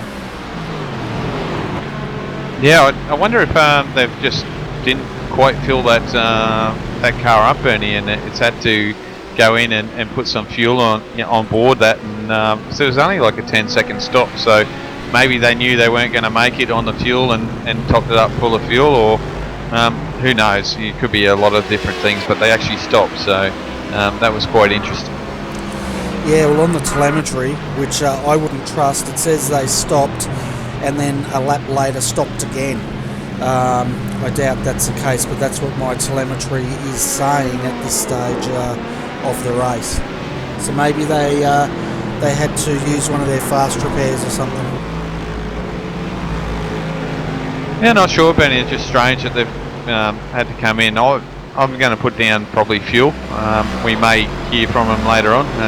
We know Christian does come up now and again after the race, so we might be able to get down to the source of that later. So just one of those things like we thought were going to happen. It hasn't turned out that way. We probably missed the battle there for Yeah, I'd say we have, but welcome Nathan. Selby running second in class. You've been there pretty much all day, and we finally got you in the commentary box. How's that race been going for you guys in the last 23 and a half hours? Yeah, thanks for having me up, guys. Yeah, we've been going okay. I think the first 12 hours we made a few mistakes and had an accident or two, which didn't help us. But about midnight, I think we were swapping the lead with the Mad Cow guys, and unfortunately had an incident shortly after that. So yeah, we've just been taking our time, I guess, and driving safely for the last 11 and a half hours and holding second, which is really good.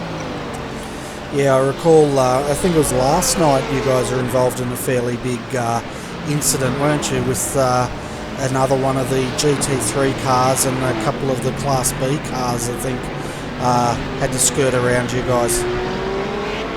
Yeah, so there was one incident. We were just a passenger in, unfortunately, and a couple of other mistakes from a few of us, but lucky we've been able to rely on Aidan, who did plenty of practice for this round, so he's pumped out over 400 laps, I think, so far. He's done most of the work for us, and but we've all driven pretty cleanly in the last 12 hours, so we really lifted our game a little bit. It's just unfortunate we can't give the Mad Cow guys a bit more of a run for their money in this event, but it's only the first event of the championship, so plenty more race time to come. Oh, for sure, and the next race is the Bathurst 12 hours, so I'm sure there's going to be a lot of drama for different teams in that race.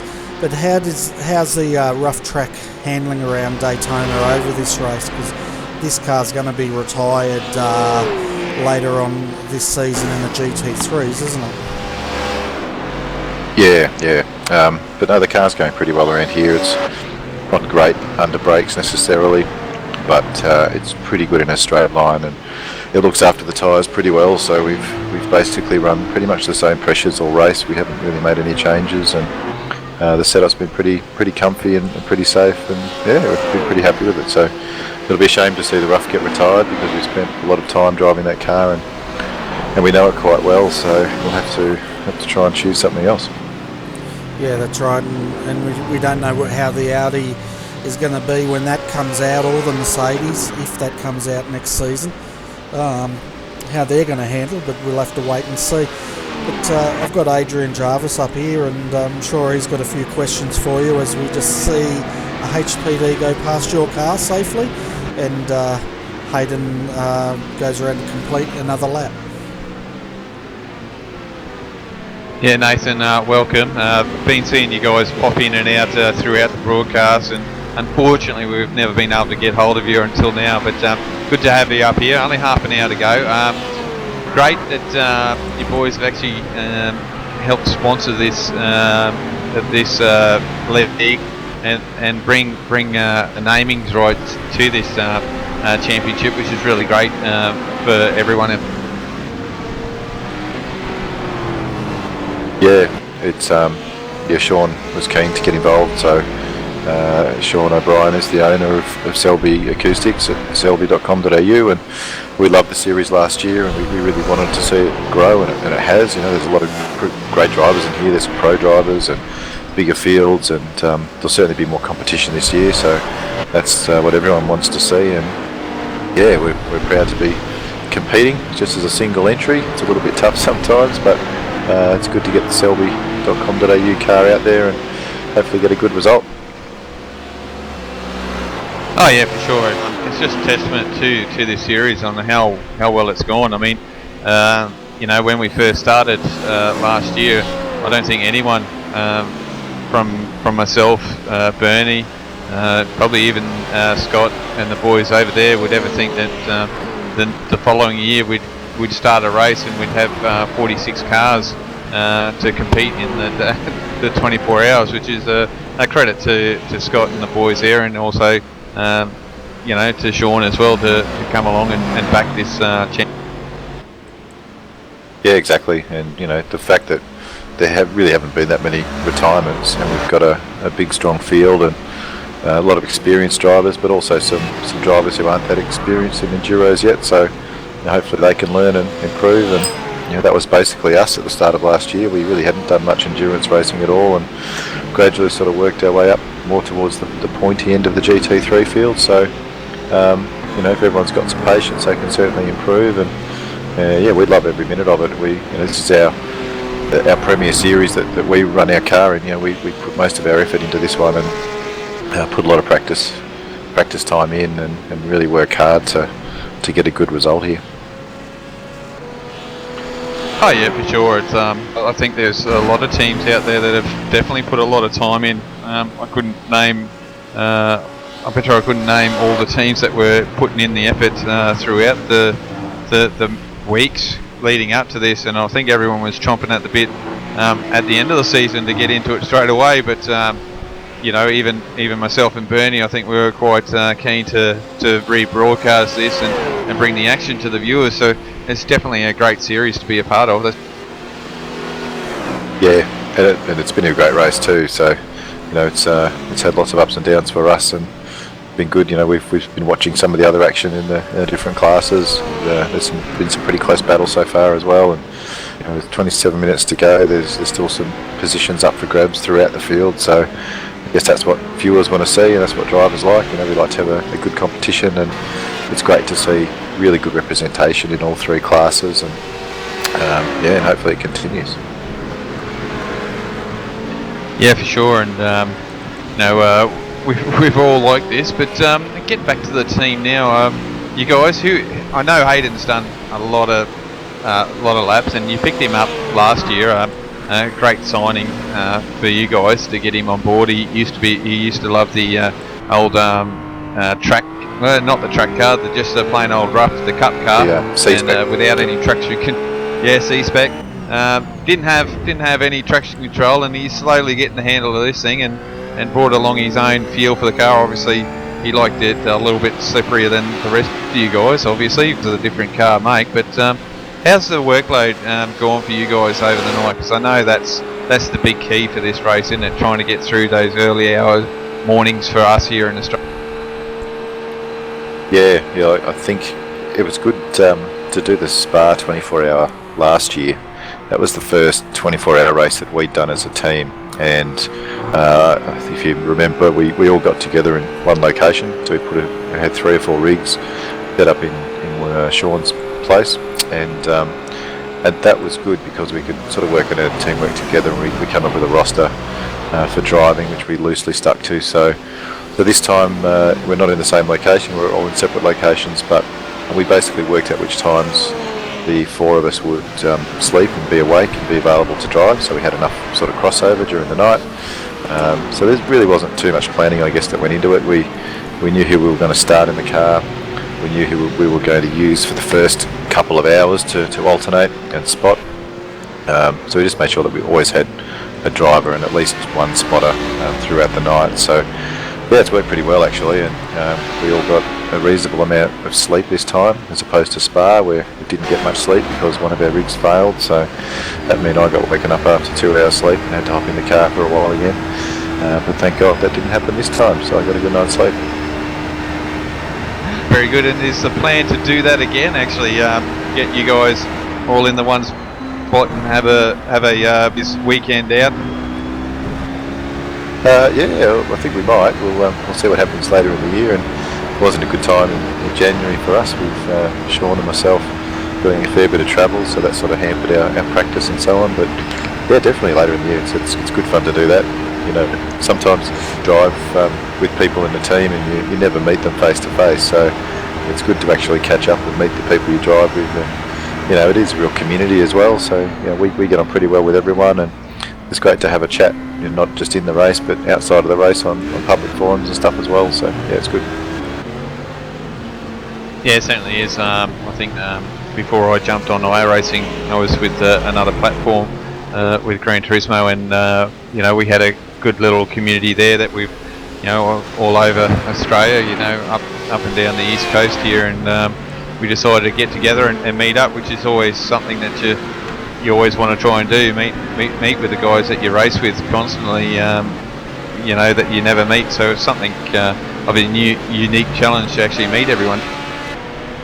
Yeah, it's good just to have some social time as well, rather than just working together on setups and trying to improve pace. So but yeah, going back to what you were saying earlier about Hayden, he's spent a lot of time practicing. He's put in a lot more laps than we have, and he's lucky his schedule allows him to do quite a lot of practice. So whereas he used to be really struggling, I guess, to get to the same sort of lap times that myself and Chris and Sean could do, now he's right up there, and he's a solid driver, and he's going to drive the car to the finish tonight, and hopefully we still maintain this second spot, and that'll be fantastic for Hayden and fantastic for the rest of us. So great start to the year, but it's been really, really good to see him develop as a driver and improve his racecraft and his pace and his quality pace as well, which has been a big improvement too.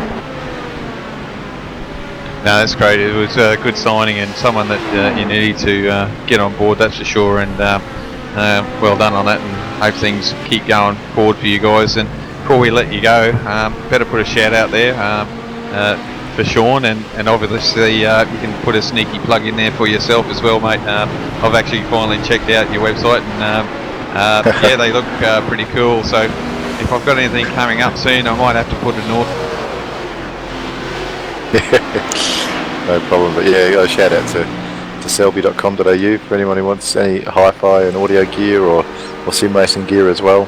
Check out the Selby website, and Sean runs a great business, and we'll certainly look after any sim racers out there. So it's been great to have Selby as a sponsor for the team and the series. So thanks to Sean, and a big shout out to Hayden and Chris as well for the efforts that they've put in for this race and the other races that we do. You know, it's a great bunch of guys, and really enjoy racing with them. And hope that we can continue some good form this year.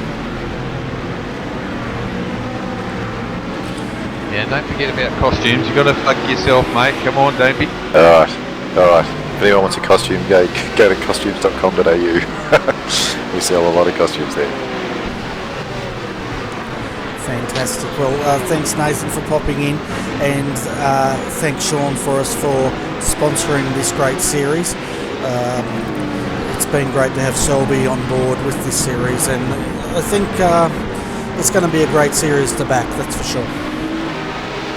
Yeah, for sure. Thanks for having me up, guys. Appreciate it. Okay, guys. Well, this is totally heating up, Adrian. At the moment, having a look. Let's bring this up. We've got Josh Rogers at the moment leading Class A after 23 hours 40 minutes. The gap now is down to 4 seconds. Madison Down in second place has been chipping away at this lead for the last hour or two, and he's really within striking distance of this race. So Class A is still up for grabs. Third in Class A, Aaron Osborne, he's 46 seconds down from Madison Down, but so he's probably going to settle for third at this point if there's no safety car. But if there is, it's going to be on for the lead of this race.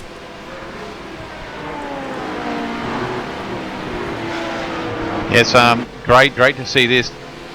It's only 4.5 seconds. We'll see if they can come down. I reckon Josh is only pacing himself. I don't think he's trying to push the car too hard. So I think he's probably got a little bit in the bank with 20 minutes to go. So they take about 1.5 minutes to get around there. So there's not much more laps to go. Yeah, that's exactly right. Josh is probably be in the best position because he can manage that gap, and he has been. He's been regulating his lap times. When he needs to, he puts in a fast lap, and then he drops back to match Madison's time.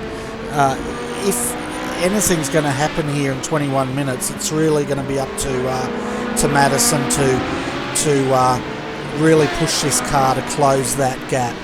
And 19 minutes to go, 4 seconds, 4.5 seconds. That gap is, let's get a live one, slipped out to 5 seconds now. So Josh has just stepped up the pace, I think, to answer the call, just to make sure he's got that comfortable gap for the end. But saying that, 19 minutes, 20 minutes to go, 4 seconds separating Class A, that's pretty amazing. Oh yeah, it certainly is. We don't expect to see this very often, but when it happens, it's something great to see. 4 seconds. it's sort of like a lifetime, but when you're talking 24 hours, it's not much of a gap. Yeah, exactly right. And if a safety car comes out, it's going to be definitely on.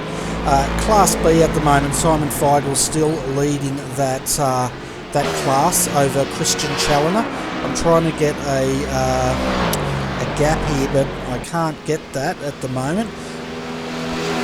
But let's have a look. So Simon's coming down the back straight now, and where's Christian? He's just coming. Trying to pick up.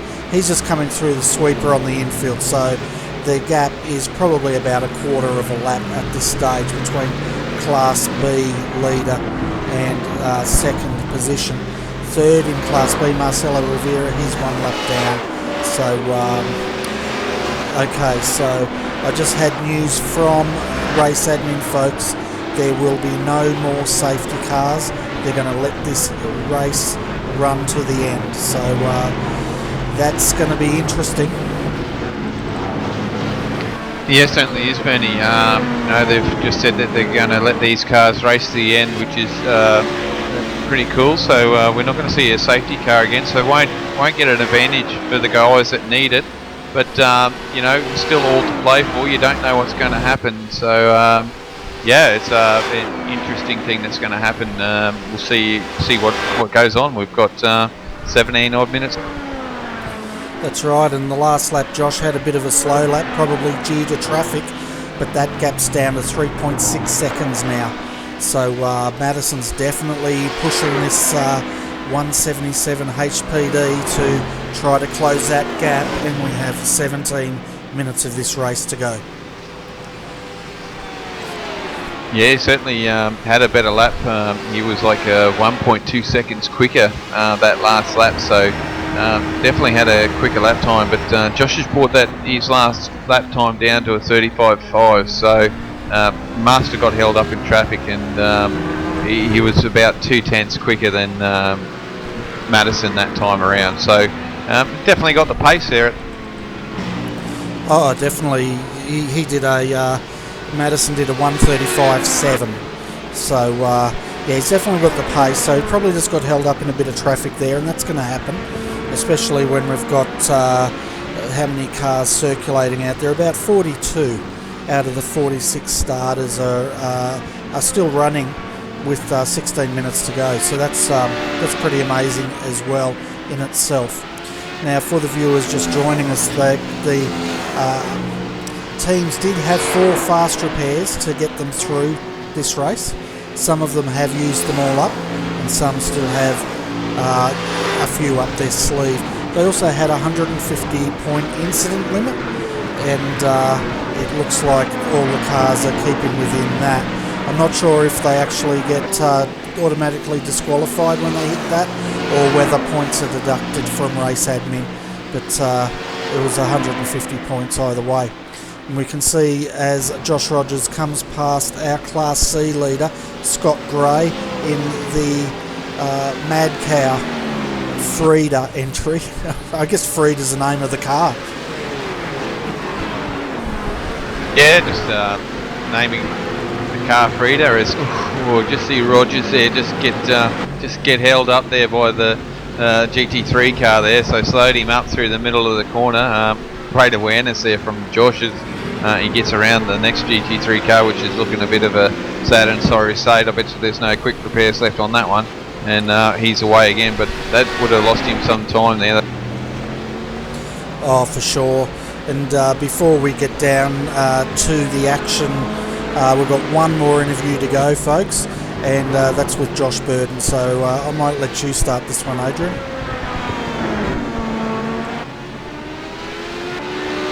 Hey Josh, welcome to the RRTV booth.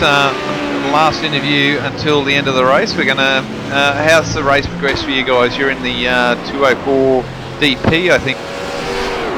Yeah, mate, that's correct. Yeah, it's been a bit of a down race for most of it.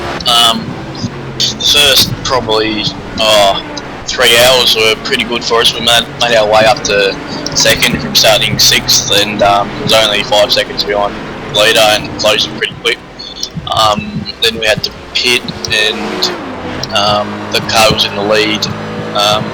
Could make it about negative 4 laps on fuel because we pitted on one of the earlier safety cars, and the safety car actually came out by the in the time that after we pitted, and the leading car hadn't pitted yet, so we went a lap down on that. And yes, from that moment on, when safety cars have been called, they just haven't gone our way. And a couple of minor incidents has put us down the field a bit.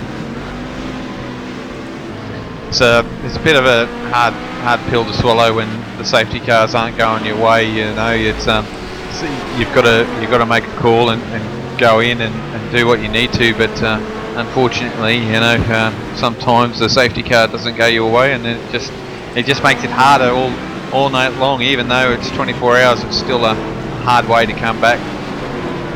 Yeah, no, that's it, and it's just the problem could be fixed if iRacing actually sat down and went, well, this is what's actually happening. We can fix this if we do yay, and yay. But you know, it's been like it for a while, so who knows if they're ever going to fix it. Yeah, once again, that's something that iRacing only knows and can control, and we'll see where they go. And you know, Scott does his best to try and do what he can with it, and put on a great series for us. How are you enjoying running in the AEC with 24 hours, something unique, and being a bigger field this season? Yeah, AEC is definitely a fantastic series, and you know, it's just for Scott and all the guys that put on the series have done a great job. So hats off to them. Yeah, it's definitely hats off to those guys. And I haven't got your car up on screen. I know it's the 204, but who's in the car? And obviously they're taking it home with only 11 minutes. Yeah, that's right. Damien Carr is in the car at the moment. We've had 5 or 6 drivers. I can't remember off the top of my head. So yeah, we've had a pretty good spread. Me, Tim Crackle and Aaron put in the hard hours last night, and also pretty much from this morning as well. So we are all pretty tired. But yeah, it was great to see a few of our guys jump on it at times that we didn't expect them to this morning. So yeah, it definitely helped out. Yeah, great. Before I pass you on to Bernie, you want to have a quick shout out to our sponsor there, just in case Bernie doesn't have any more questions. But quick shout out there to any sponsors you got there. Yeah, absolutely. All the guys at Fusion Sim Racing, GT Omega, Daco, Balbon, Ulex and Sim Instruments for all their sponsorship.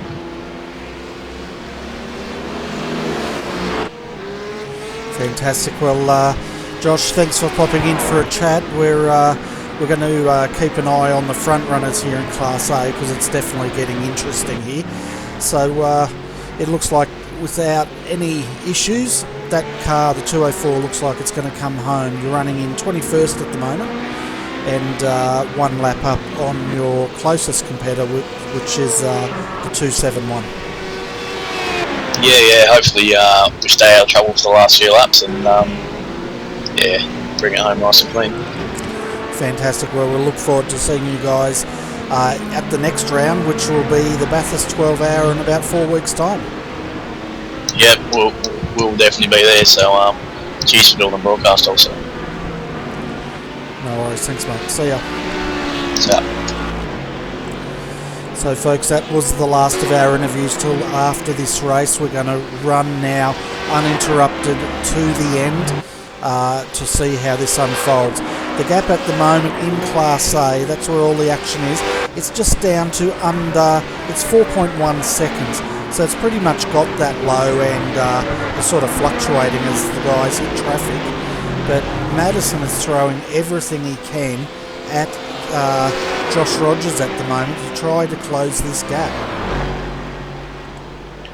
Yeah, he certainly is trying to get these lap time down. He was 1/10 quicker the previous lap, so they're down to a well, they're in the 1:37s at the moment. As I see there, must have had to go through traffic, as now Joshua is quicker than Madison. So they're trading blows here, and Josh is just trying to keep that gap, which he's doing a great job at the moment. Oh, he certainly is, and Madison can see him up ahead in the distance.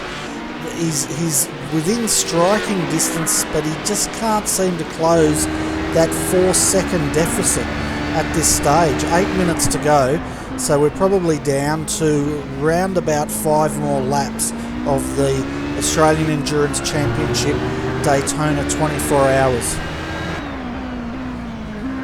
Yeah, the thing that Madison really needed as this is winding down, he really needed to catch the traffic in the right spots, and for Josh to get the traffic in the wrong spots. But in saying that though, with a HPD, the only cars that are going to cause you trouble around here would be the Corvettes, as we know that the GT3s aren't too much of an issue for these guys. So if they want to make sure that they can get through, they can clean up those GT3s pretty quickly, and it's just the Corvettes that they'll struggle.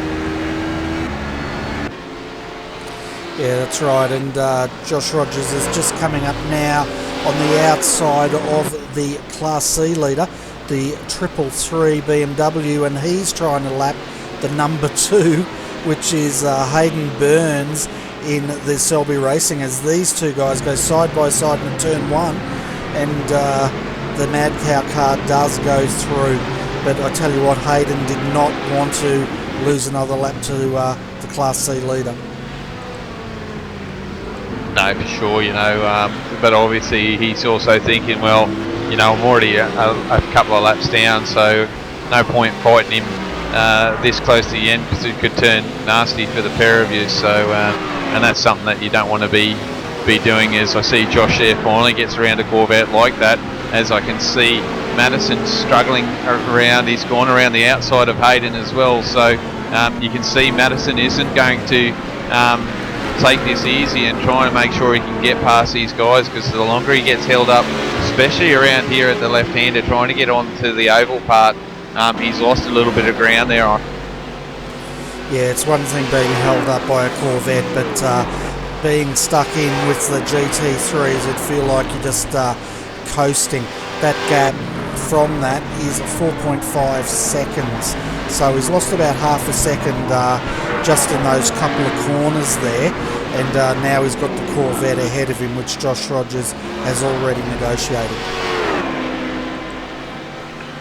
Yeah, as Josh is in the draft here, he's got a Corvette in front of him, so he's got a draft here, so they'll help him with his top speed. So going past the GT3 now, I'm up in the blimp, and Corvette's running high here, so Josh is going to have a nice clean run into the turn 1, has got that done, so the traffic's working well here at the moment. As I can see there, Madison's still behind that Corvette, and he's got to try and get around him through this tight, twisty section, which is going to be difficult. And he's also got the Blackadder GT3 to negotiate. As he throws it on the inside there, he's right up behind the GT3, who wisely gets out of his way, and Madison's got past that Corvette. So the gap is live gap, folks, 4.8 seconds. So the traffic is definitely going the way of Josh Rogers at this point. Yeah, it certainly is, with 5 minutes to go, so we've only got about 3 laps to go here, Bernie, maybe 4, so we'll see how they go. It's quite interesting to see if he can get that back, but it's one thing getting that gap back up to Joshua is another thing to pass him, so it's going to be hard work here for me. It certainly is, and for everybody that has just joined us, welcome. We're down into the last 4 minutes. We have heard from race control about 6 minutes ago. They're not going to have any more safety cars. This race is going to run to the end. So if Madison wants to win this, he's going to have to do it by catching Josh and passing him on track. Yeah, and that's a hard thing. Is if you've got the pace, you can catch up, but passing's the other thing, you know, and especially in the dying minutes, you're not gonna let anyone pass you just for the sake of passing, you know, especially when you're fighting for that position. So we'll see if we can catch up, but I think it's going to be a tall order. Oh yeah, we're down to 1 to 3 minutes, probably 2 laps to go at this stage. Madison can see him, he just can't get that gap closed, and each time he gets closer, Josh just seems to be able to open that gap out again, which he's done. He's coming up behind one of the Evolution Racing Australia cars here to pass him, and he's timed it perfectly. He'll actually get past this car before they get to the bus stop. Yeah, certainly will, Bernie. So again, didn't really get held up into that corner, did he? So just got into the corner, just followed him around, and then got around him quite easily. So Josh seems to be getting through this traffic a little bit easier now, and just holding that gap there at 4 seconds, which is quite a mean feat, you know. Like, and as he's coming up to another HPD, which he's going to wrap him up pretty quickly as well. So just driving that car superbly, as I think that HPD is a little bit damaged.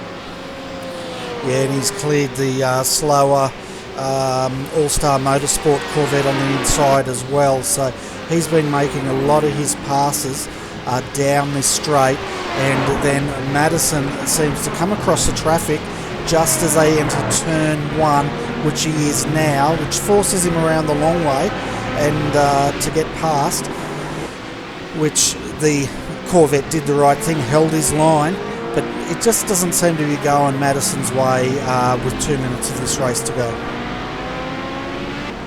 Yeah, no, just hitting the traffic at the wrong stage, isn't he? It just goes to show, like, doesn't matter how quick you are. If you're running into this traffic and it's not going your way, it's just going to slow you down, and just makes it all that much harder to gain those positions. So they've been lucky to be on the same lap, but unlucky that they can't close that gap any. Yeah, that's right. And for the viewers out there, a quick update in Class B at the moment. Simon Feigl for Evolution Racing Australia is leading that class quite convincingly now over Christian Challoner from Blackadder Motorsport. They were in a great battle earlier on tonight, but it just did not go the way of Blackadder's, or didn't go to Blackadder's advantage. Marcelo Rivera third in the 226 and 1 lap down in that class.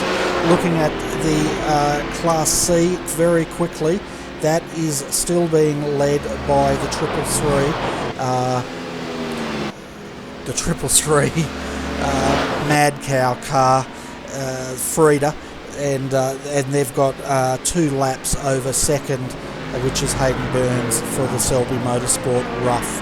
And then third in that class is Alex Pohl, Delta Sim Sport, and he's another couple of laps down from the leader. So Class C is pretty much sorted, but the action is really up here in Class A with 29 seconds to go.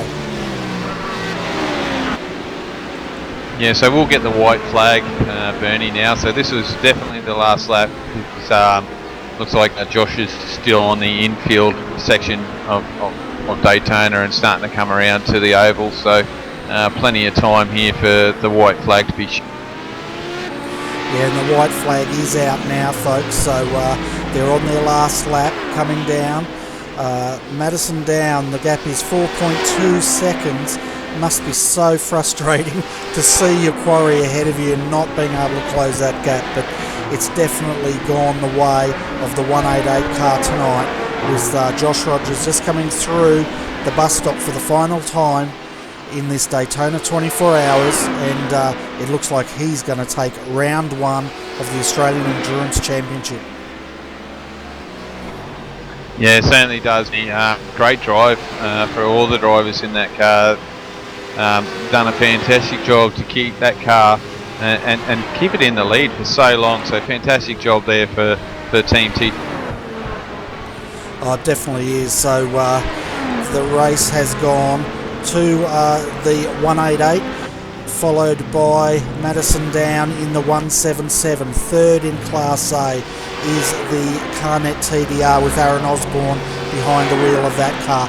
He was on the lead lap as well, but some ways down, as we can see now. He's just, where's he coming? Is he on the straight, or is he coming into, he's down the back. So he's just coming through the bus stop now, and he will be taking the checkered flag very shortly. Yeah, so a good drive there from Aaron. Get that car home in third place for TD Racing as he passes his sister car there, or teammate in the DP come along here. So well done to Aaron and the boys in TD Racing in the HPD there tonight, yesterday, the whole shebang. That's right, and we can see Class B leader now, and that is Simon Feigl, Evolution Racing Australia.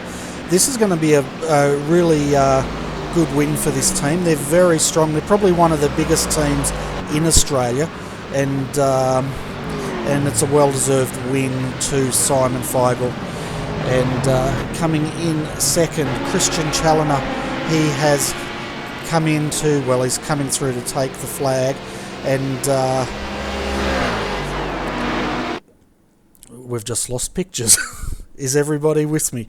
Yeah, so we can see Blackadder Motorsports second, and then third, Evolution Racing Australia, is Marcelo Rivera.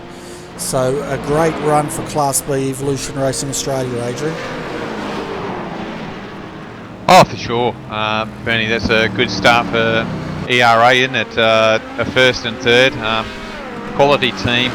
Brought their drivers in and got the cars to the pointy end and took out first and third. So there'll be a happy Brenton in that team at the moment, and well done to Blackadder too, bringing this car home in second. You know, a big international team running here in the Australian Endurance Championship. So congratulations to them, and brought the game along, and it was quite interesting up until that point that we had to see him come in and get probably a top off of gas there.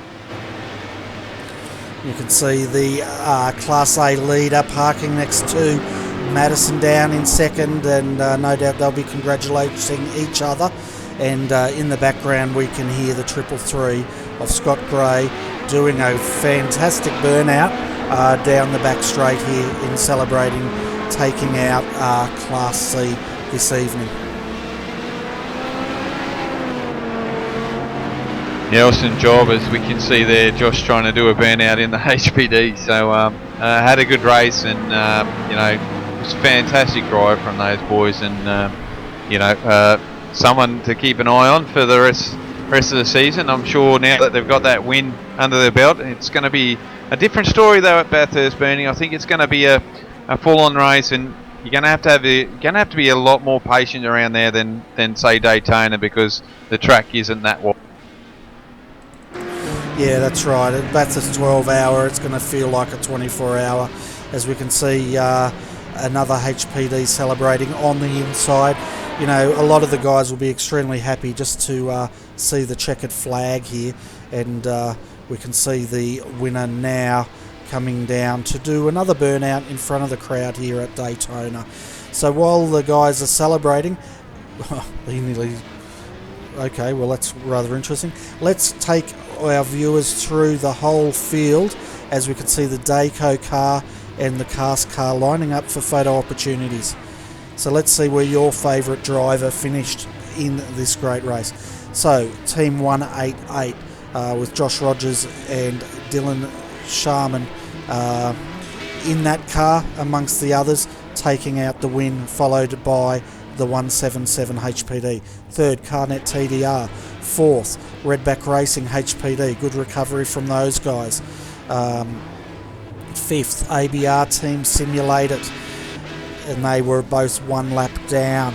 It was rather interesting. The Redback guys set the fastest lap on the last lap, a 1:33.827. So obviously they wanted to get their names up in lights there. The 126 finished in 6th. 7th was Synergy Sim Racing 2. 8th, G&T Racing, the 111 entry.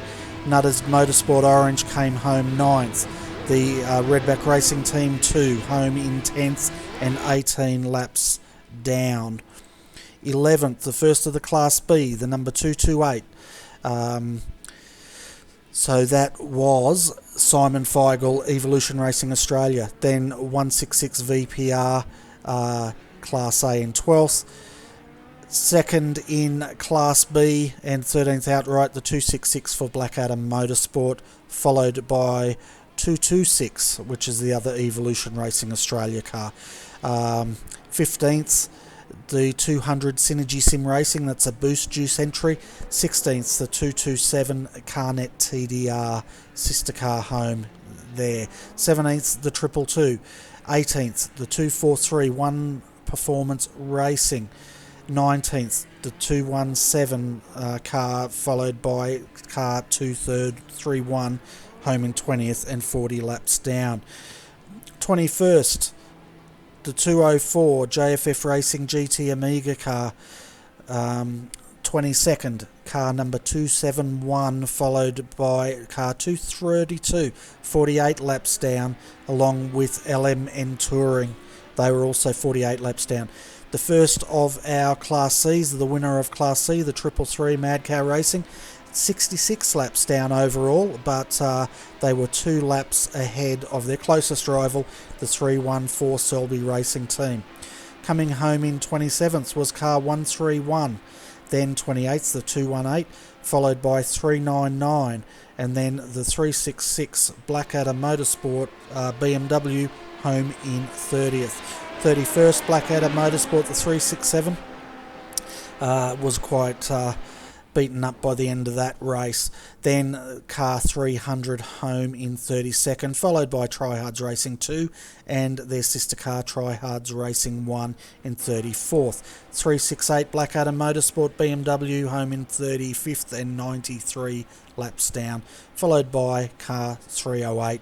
Dayco Motorsports 100 finished 37th, 123 laps down, followed by Oceanic Sim Racing, the 351, home in 38th, 39th, Tryhards Racing 3, 40th, Team 101.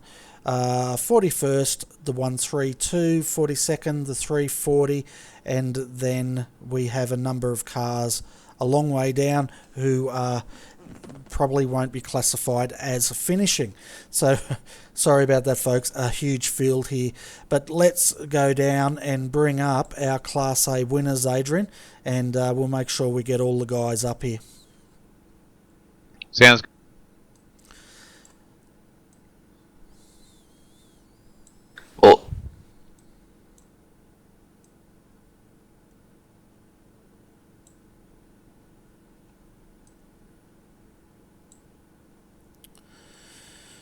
Hey Josh, welcome to the booth. I'll start the interview while Vernie's ringing up your teammates, but congratulations on the podium. Well done. Big effort after 24.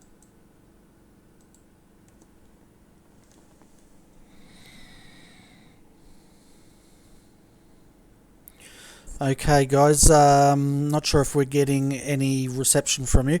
Is there anyone else I need to bring up from your team before we start the interviews? I think we got Joe Burkett, Jake Maloney, and I think that's all of them. Yeah. Yep, that'll be it, yeah. Yeah, Joe just poked me saying, me too. Yeah, I came myself as well, this is good. Okay, so we've got the winning team here, Jake Maloney, Joe Burkett, Josh Rogers, and Dylan Sharman. Is that all of you guys? Yeah, unfortunately PJ's asleep. He did our night stint for us, so...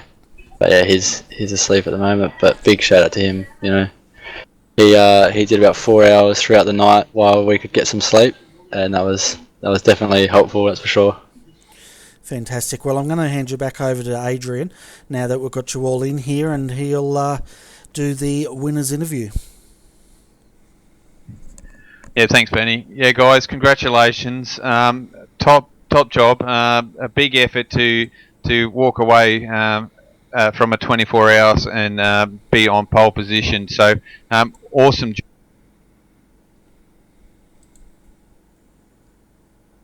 Yeah, I think you just cut out then, Adrian. Yeah, sorry guys, I might have to close something. Bernie, you might have to do this one for. All right, no worries. Yeah, we've been having a few internet connection issues with storms blowing through the east coast this weekend, folks. So, guys, congratulations. That was a fantastic drive, and I tell you what, you had us at the edge of our seats as you were doing battle with the 177 of Madison Down behind the wheel. I think you got it down to 4 seconds, but it looked like Josh, as he closed that gap, you sort of answered it the next lap by opening it up a bit. Yeah, I was basically just trying to maintain it mostly, but yeah, when I noticed the gap was starting to close, I realised that I kind of needed to get a little bit of a wriggle on, so just in case there was some traffic or whatnot that would hold us up. But nah, it was really, really good race. You wouldn't expect after that much time that it would come down to 4 seconds gap, but yeah, no, thanks to all the boys. I wouldn't have been able to do it without them, especially PJ. Yeah, and this is definitely a team effort, and we've got all you guys up here at the moment. Did you guys face any dramas throughout this race, or was it a pretty straightforward race for you? The dramas came thick and fast in the last 8 hours. Initially, I think Josh spun early on in the race and hit the car sideways against the wall, so it did no damage, thankfully. But we got to about 2 laps up on the whole field, and everything turned south. There was like 9 safety cars or something in a row within like the space of an hour, and it just completely wrecked our lead. Then we fought back to get a lead again by a lap. When I was driving the car, doing my last stint, I just completely dropped out of the server. Didn't drop out of TeamSpeak, just completely, the whole thing just shut down. And Josh had to get in the car with 3 stints to go and just try and bring it home. Yeah, I recall that interview we had with you earlier today, Dylan, and you did sound a bit despondent about the fact that you had lost that 1 lap gap. And I tell you what, if you sounded despondent there, I'd hate to think what you sounded like while Madison was trying to close that gap. Were you at any point? Were you guys nervous that you may not be able to bring that car home in first tonight? I know for sure I was, especially when the pit stop started panning out those last few, and Madison caught up, I think, a couple seconds, and from there it was just he'd close a little bit, I'd pull away. I was really nervous that some lap traffic might interfere or even come in contact with us. I think in the last stint we had a few very, very close encounters, so no, we were a bit lucky on that side, I guess. Yeah, it was. Sorry. I was going to say. I know you're right. I was just going to say, yeah, like especially with us because we're really close to the team, the TTR, the team of Madison and all that, and we were switching between TeamSpeak channels, talking to them, and even when they were 2.5 laps down, I said, you guys are our nearest competition. And and they're like, oh yeah, whatever. Like we're 2.5 laps down, but lo and behold, they managed to get the laps back. And once Madison's in that car, he can do wonders, and he can win the race himself. Like that's how quick he is. So for Josh to hold him off for 3 stints is an incredible effort, I think. Yeah, no, it was a brilliant effort, and I tell you what, the way you were threading the needle there a few times, Josh, you had me holding my breath. I tell you what, you weren't holding back when you had to get through that traffic. Yeah, unfortunately, you come up to some situations like that, and it's either lose 3 seconds or risk it, and sometimes you have to bite the bullet. But we made it through. That's all that matters. Fantastic. And earlier in the race, we had Joe Burkett and Jake Maloney in that car. How did you guys go when you had your stints? Yeah, it was pretty good. When I hopped in, I was about just battling Riley Preston, and we were stuck pretty close to him. He spun out, and then Ian Ford hopped in the car, and we were battling for the lead and took the lead before I handed over to PJ. So I was pretty happy with how it was, and it was good fun. And which one of you drew the short straw to do the graveyard shift? I did it up Definitely until PJ. Yeah, PJ got the short straw, and then I did up to about 2 a.m. to hand over to him. But no, it was good fun. I think, Joe, you were in the car last night, is that correct? Not last night. I went off and got a good night's kip while these guys were working really hard. And I got up early this morning and spent a bit of time in the car. It was pretty good for me. This was all sort of before we had our dramas later on in the race, so we had a fairly decent lead by then, and it was basically just my job just to keep the car out of the fence and bring home straight to the boys to bring it back to the end. Yeah, I think we saw you in the car this morning. We were on from 10 till about 12:30 lunchtime today, and I think you might have been in the car then. That would have sounded about right, yeah. So I guess now, guys, you get a 12 hours off, and then when do you start preparing for the Bathurst 12 hour? God, depends when it is. Got to work out when it is first. Yeah, it's about 4 weeks away. You've got plenty of time. I don't know, we might just start practicing first practice, maybe. Free practice one, I don't know. We'll see what happens. Fair enough. But before we let you go, guys, our Class A winners tonight, did you want to give a shout out to any of your sponsors or anyone that's helped you get that car onto the podium tonight? I guess we'll just thank our sponsors that are on board. We got Pagnian, Tyrell. They're not on board with us at the moment. We're sort of figuring out a few things, but hopefully they can come on board. And then obviously we got Custom Image Concepts, our fake sponsor, our Cask. And I just thank the whole team. We did an amazing effort. And thanks again to PJ, Jake, Joe, Josh. It was a struggle out there at the end, but some people might not have wanted us to win. It looked like the last 8 hours looked like no one wanted us to win. But we got through it in the end, which was the best part. Yeah, fantastic effort, guys. Well-deserved win. You're leading for quite a number of those laps, so it would have been criminal if you hadn't have got that car home in first position. But anyway, well done there, and we'll see you guys in 4 weeks when we go to Bathurst for the 12 hour. Yep. Good job for the broadcast. You always do an incredible job, and sometimes in between stints you might just jump on and have a watch. So good job for that, guys, and thanks. Yeah, thanks. Fantastic job, both Bernie and Adrian. Well done, guys. So, folks, that was our Class A winners. We'll bring up our Class B winners now and have a chat with them. Hi Simon, welcome to the RRTV comm box. Before we get going, is there any of your teammates waiting in the green room? Yeah, I believe we should have Jake Blackhall and Blake Coppo. Okay, so welcome Blake and Jake and Simon to the commentary box, and congratulations, Class B win. That's fantastic, and you guys were really taking it to that class tonight. No, thanks for that, Bernie. It was an absolute pleasure to do that race. We had an epic battle the whole time. We were seemingly always under the pump to claw back the lost laps sort of early on, and but we knew the pace was good in the car. We had a great team.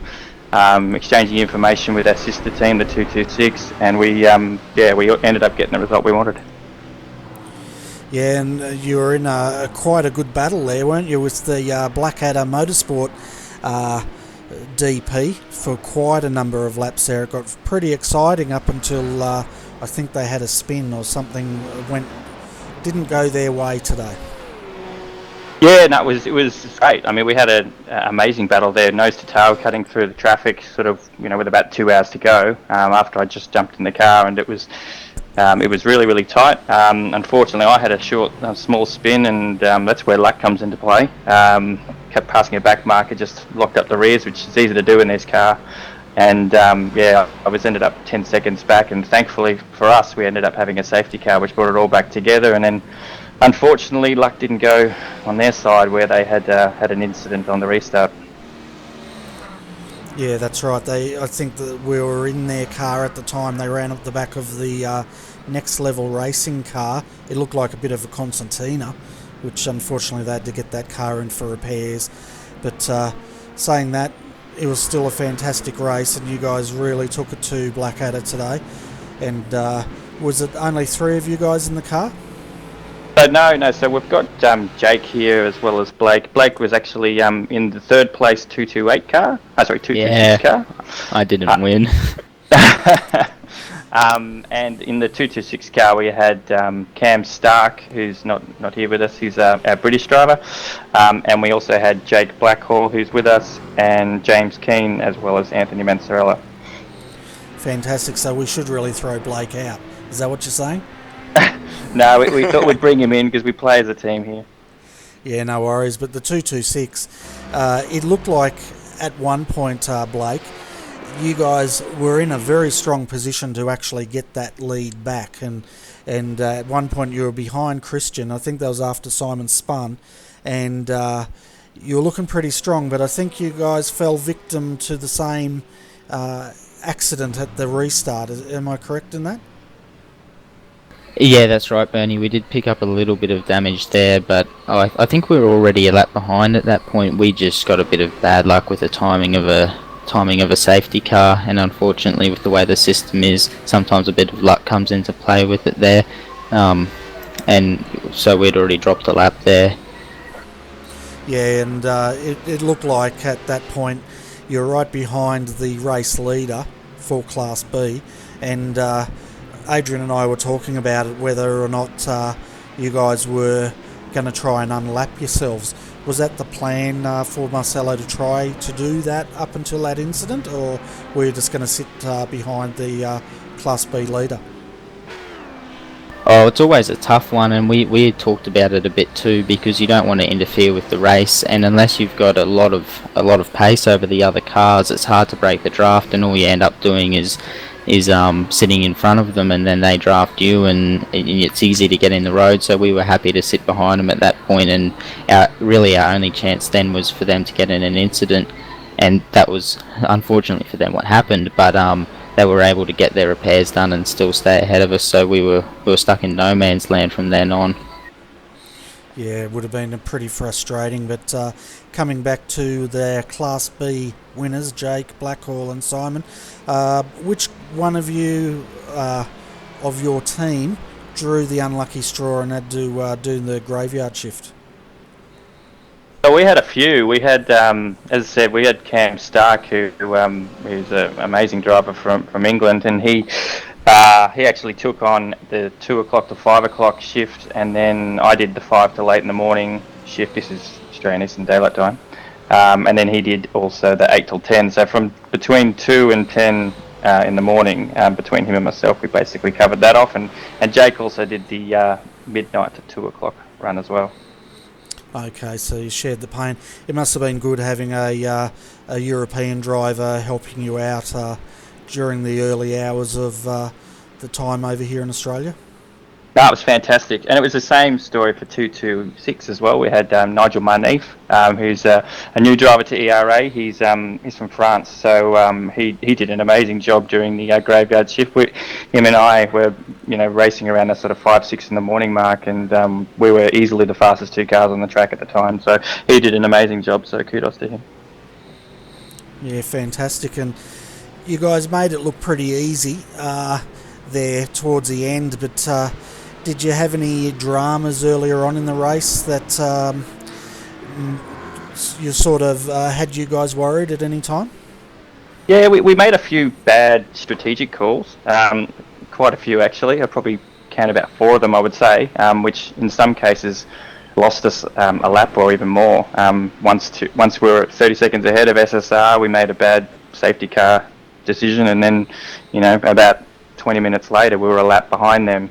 So it's easy when the safety car incidents come out, particularly in Class B, where your race is determined where Class A leader is, in terms of whether you're going to be on the right side or the wrong side of that. So that plays a massive part to Blake's point earlier. So we were fortunate towards the end that we were able to get that back, and SSR were unfortunate with their strategic call that it ended up costing them, I think, even 2 laps in the end, because they were up by a lap on all of us, and then they had an incident, they pitted, sorry, and then it ended up costing them 2 laps, the way it worked. And Simon, how was it as these laps ticked down for you? Could you were you starting to imagine things in this car, or were your teammates just making sure you stayed nice and calm? Yeah, no, pretty calm. Ultimately, it's sort of. Originally we weren't scheduled to be in the car, but as was sort of alluded to earlier in the commentary, if it sort of came down to being close, we felt that it was worthwhile putting me back in the car. And so I felt pretty confident that I could deliver the result. I felt really, really comfortable in the car and wasn't logging very many incident points at all. So I didn't feel like there was going to be much of an issue with me in terms of breaking the car or anything like that. And once we'd had that gap through the unfortunate incident for Blackadder, it was pretty much a case of rolling around. We were also got into an amazing draft from Ethan Griggold towards the end. We were just lapping at just incredible speed, so big thanks to Egg for that. And I'll tell you what, next week in the Australian GT3 Championship, when you get back in that BMW, I'm sure it's going to feel pretty slow compared to the Corvette you've been piloting with your teammates this weekend. Yes, the BMW is a different beast, there's no doubt about it. I probably prefer in many ways the Corvette. I think particularly after this weekend, seems to suit my style well, but then again so does the GT3 pretty well. So good fun cars to drive, and the best thing about that series is really competitive throughout. Yeah, that's right, and I found out what Way of Life was, that it's a nutritional supplement. I thought you were spruiking some sort of evangelistic church there for a while. No, we're up with the protein down at ERA. Fantastic. Anyway, guys, before we let you go, you better give a big shout out to all your sponsors that have helped get that car onto the winners' podium tonight. Yeah, absolutely. No, thanks for that. Appreciate that, Bernie. Big thanks to Maverick Welding, Demidoff Innovations, Way of Life, and Auto Loan Centre. A lot of long-time sponsors that have been with us. So to repay them back with results such as this, we couldn't do it without their support. So I really, really appreciate it. I must say, Bernie, before you go ahead and kick us out, you guys did a wonderful job. I was able to jump out of the car at a few points there and catch a bit of the coverage, and really enjoyed it. And props to you guys for putting in the big effort to get that onto YouTube. Yeah, thanks for that. We would like to bring more of the action, but it's only really myself, Adrian, and we had Oliver Searle join us this morning, and unfortunately we can't cover more than what we do, but we definitely enjoy bringing the action to the viewers. And now that we're covering this on iRacing Live, we're hoping it'll introduce a lot of international viewers to our great sport here in Australia. No, absolutely. I echo the sentiments from Blake. this is my first win on, in any kind of televised arena, so I'm really, really pleased it was with RRTV. I think you guys do a great job, and I really look forward to the next race. Yeah, no worries. Well, we'll see you, Simon, next Sunday night. You can't wimp out. We expect you in that BMW. And then for the rest of the guys, we'll see you in 4 weeks at the Bathurst 12 Hour. See ya. Thanks, Bernie. Thank you, guys. So, Adrian, I think the next person we'll bring up is the Class C winner, the 333 Mad Cow. I believe that would be a good decision. Okay, so we'll bring them up now.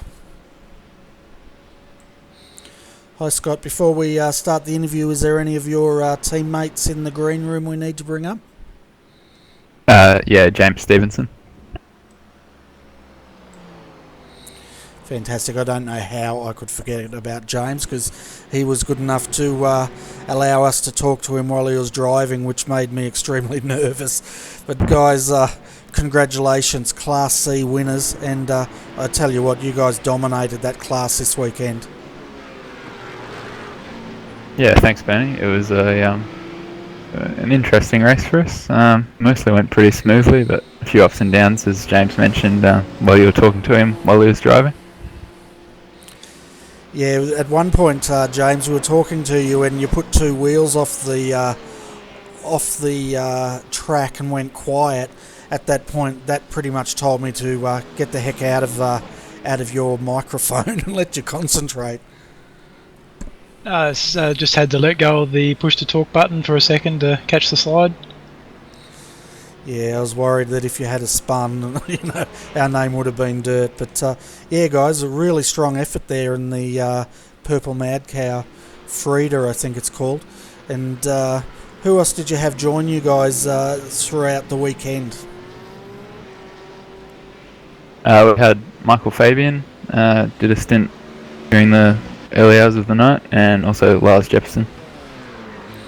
Fantastic. And what's the go with the purple livery? We normally see these cars black and white, but what's the go with having the purple and white livery? I had to redo the paint scheme to get the Selby stickers on it, and when I was doing it I thought, why not just make a purple cow, because I remember seeing a purple cow in a Cadbury's ad many years ago, and I thought that'd look nice, so I did that. And where does the name Frida come from? Do you name all your cows, all your cars, after cows? Yeah, we do, and Frida is actually the name of the cow that was on the Cadbury's ad. Ah, fantastic. Yeah, I saw on our Facebook page a snippet there someone put up about the Cadbury colour, and I wasn't sure what the connection was there, so it's good you cleared that up for us. I might see if Adrian's got any questions for you. Adrian does have connection issues, but I can't have all the fun with the interviews here. Yeah, thanks, Benny. Let's hope this works. Just having a few issues, probably the storms and that around my area. But boys, top effort. I mean, we did cover off a little bit on you guys and seeing you out there, but being guys that are 2 laps up definitely shows that you definitely had a car to beat during the 24 hours. So I know that it wouldn't have been smooth running all the way through. You would have had a few issues, but overall, how would you rate the race for 24? It was pretty good, to be honest. I don't think we necessarily had the car to beat. There were other teams out there that were as fast or faster. It's just that we had a few less issues, and our driver lineup, our lap times were very matched in comparison to the others who had fast drivers and slow drivers. Probably also the hardest race for us being Daytona and BMW, as pretty much everyone knows, BMW lacks quite a lot of straight line speed, so I think everyone on our team's probably looking forward to the twistier tracks coming up, like Bathurst. Yeah, it definitely does lose the top end speed. We've seen the shift towards that. I think that's been in play for quite a number of seasons now, where the BMW just doesn't have the straight line speed compared to the others. But obviously it's got its strengths and weaknesses, and yeah, Daytona is probably not the best one for it. And I think we should have seen a rough or two up there with you guys, but they've obviously had their issues as well, which we covered off with the Shelby boys. But how did the tyres go? Because obviously with the BMW, I think it handles the track surfaces a lot better on its tyres, so they would have been handling quite well. Early in the race, our setup was made very safe, just to make sure that our drivers didn't put it in the wall. So we were actually about halfway through the stint burning the front tyres off, but as the track rubbered in towards the end of the race, that didn't happen anymore, and the car was just very consistent over the whole run. Yeah, great. That's good to see. Like, it seems to seem the same about nearly every time that we go out. We ask a lot of questions about the tyres, and everyone has a problem over like a shorter distance. But it looks like with the longer endurance races, with the track rubbering up, which is a great initiative here from iRacing to give us that feel, and it goes to show that you're actually noticing the difference. And at what stage did you guys notice that the track was changing and the car was starting to get a better grip or a better feel throughout that? It's probably hard to say because James did the first 4 hours or so. So I'm not sure if he noticed it in that period. And I didn't jump in until the 3:30 this morning Queensland time. So it already changed quite a lot by that point. And then James didn't jump in again till this afternoon when it was definitely quite different. Yeah, great. And your schedule for the next few races, you're all jumping in again, trying to push this car, because I believe you got I think you all are in the BES, aren't you? Yeah, that's right. We've got 2 cars in the BES. So James and I are in one of the 2 cars that we've qualified, and Lars and Michael are in the other one. So obviously we've got 2 other guys in each of these cars as well. And you're definitely going to hang around and do the whole season with AEC, like now that you've got the first win. The next one's going to be probably a little bit tougher, being at Bathurst. We know how hard that's going to be on a few. Oh, we're looking forward to Bathurst, but I don't believe there's any conflict between AEC and BES, so we'll be here for the whole season. Oh, that's fantastic. It's going to be good to see you guys join into this action and to see the amount of cars. What's your take on that, just to see the amount of entries in the AEC? It's good to have lots of cars on track. There were a couple of cars out there that were questionable as to their driving skill, but overall it was pretty decent. Cool. I think I'm finished. So you want to put a shout out there for all your sponsors and your teammates as well, and guys behind the scenes for your team, because I know it's not just you 4 guys in the cars pushing this car forward. You know, you've got quite a few guys in Mad Cow and put a lot of effort in to get these cars at the pointy end of. I think first we've got to say thanks to Craig Hunter, who sets up our strategies for us and keeps us on the straight and narrow with our fuel usage, and also Bino. You probably read a bit of an article about him last week on iRacing.com, and he came in and just lent support throughout the race and did a bit of spotting for us.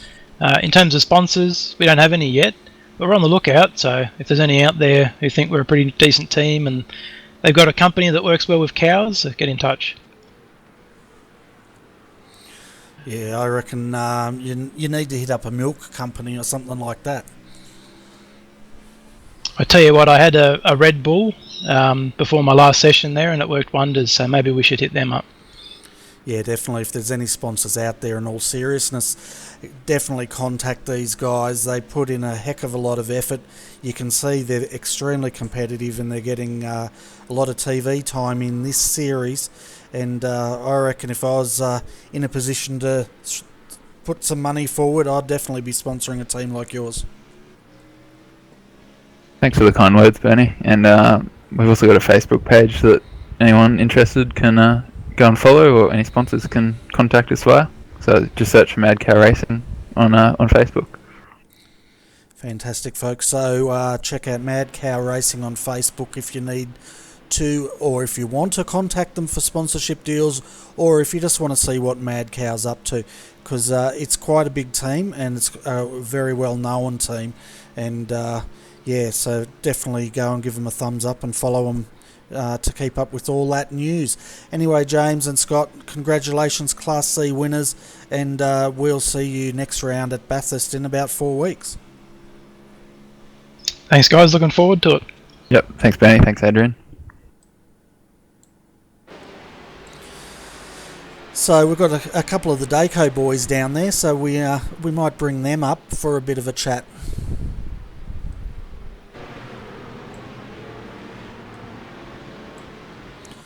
Hi Reese and Jake, before we start this interview, is there anyone else down there from Dayco we need to bring up?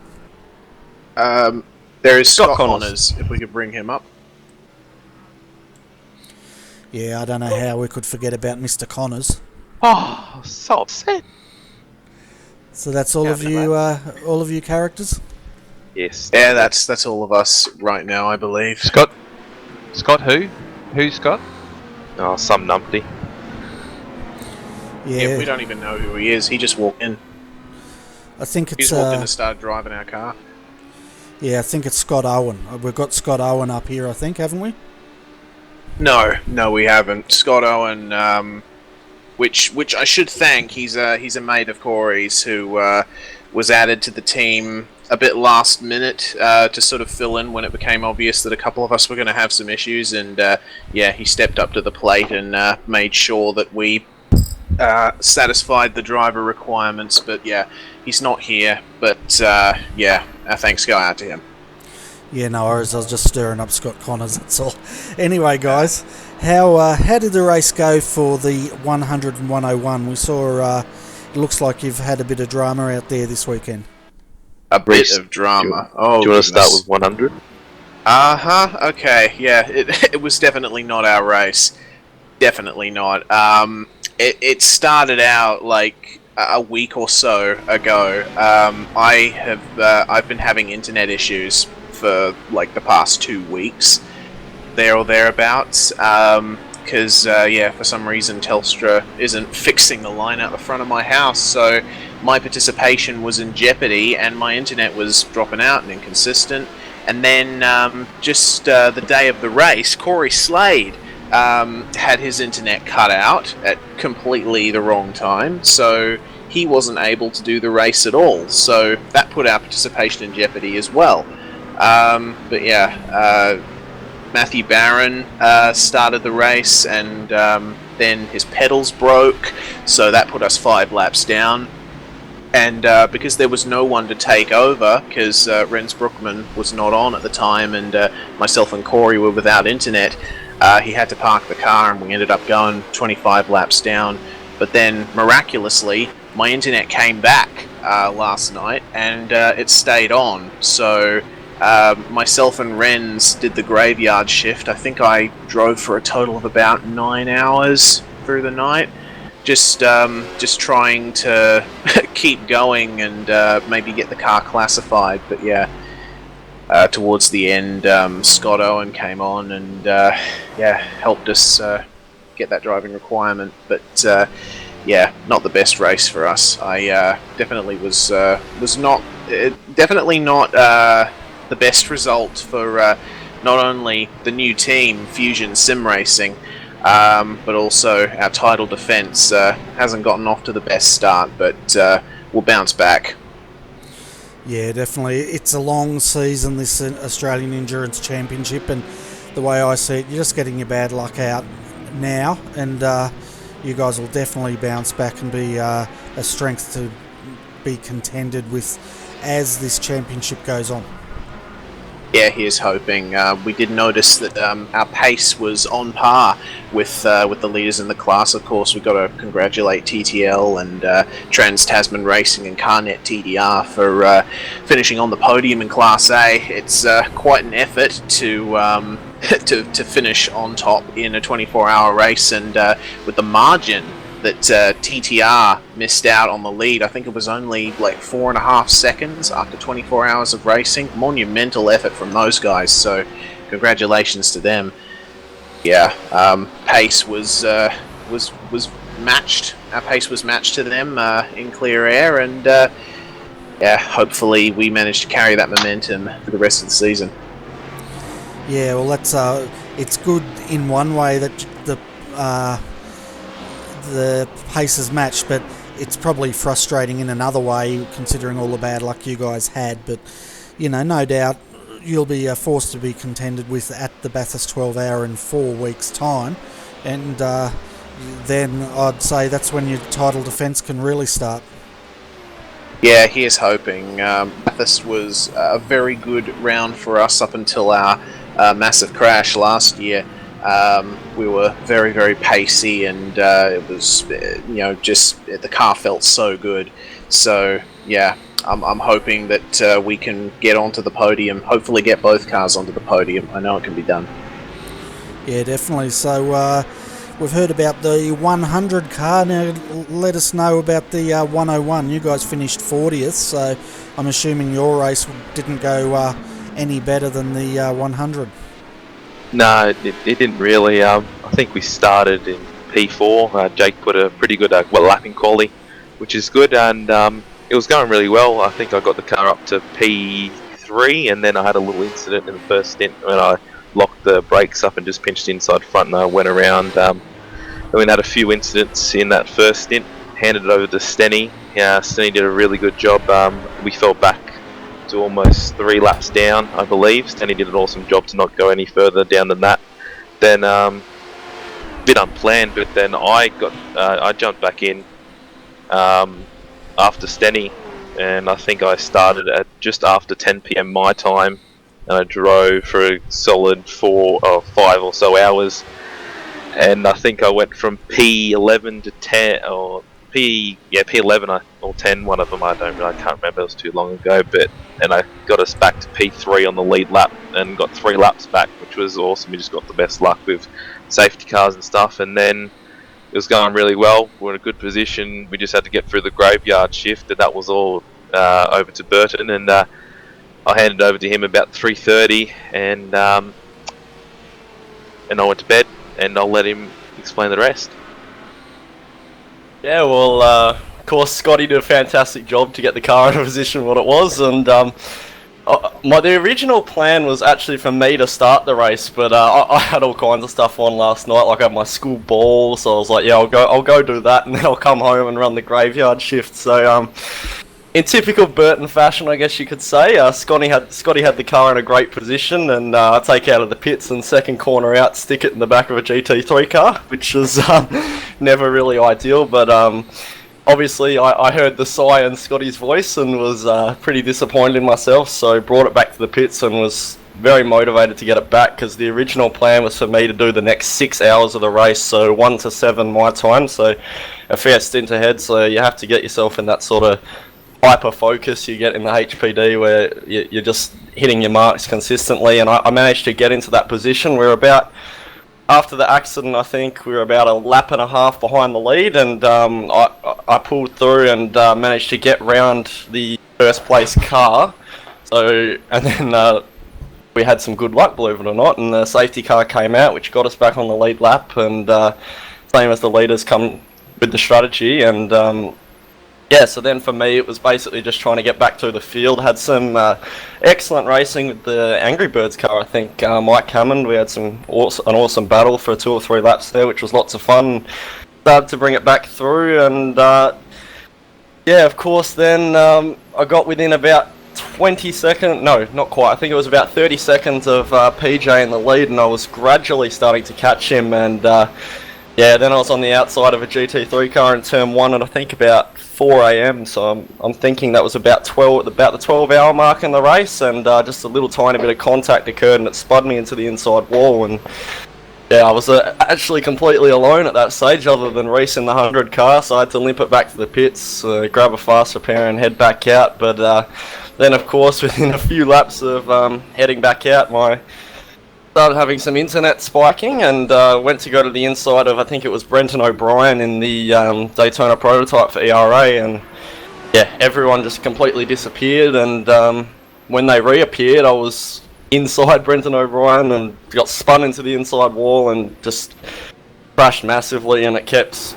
spiking. So then of course I thought it would come a little bit better, drove it back to the pits and got the quick repair, and as soon as I drove back out it dropped completely, and at that time of morning, Stenny was next in, and he wasn't meant to be there for an hour and a half, so I think we ended up going about 50 laps down, but yeah, I still think we should be really proud of the speed we all had, and big congratulations to TTL to win such an event as the 24 Hours of Daytona. Fantastic, and I was going to say, it sounds like you're the one buying the beer, but you guys are probably too young to be drinking anyway. I think I am. I think Connors and Reese we'll get around it. Oh yeah, definitely. I'll just send him an IOU, so when he's old enough he owes you guys a case of beer or something. Yes, I'll get onto that as soon as I can. Excellent. Alright guys, well thanks for coming up. It wasn't your day today, but I'm sure you're going to bounce back in 4 weeks time. Before I let you guys go though, let's give a shout out to all the sponsors that have backed your team and got you here tonight. I just want to give a plug. I forgot Matty Ross Munro. I can't believe I forgot him. He did a bloody good stint today. He was in from 10 AM to about 4 this afternoon. So can't forget good on Matty. He did an awesome job in his first time in the car, and he stuck it, and he only hit one car, so he did well. Yeah, and I've got to mention Renz Brookman. We managed to get him on to fill in during the night, and he did an absolutely fantastic job. Not only driving, but also designing our snazzy new liveries, both the Dayco HPDs and the GT Omega Racing Daytona prototypes. So fantastic job from Renz Brookman. You can look him up on Facebook as Sim Designer. That's Sim Design letter R.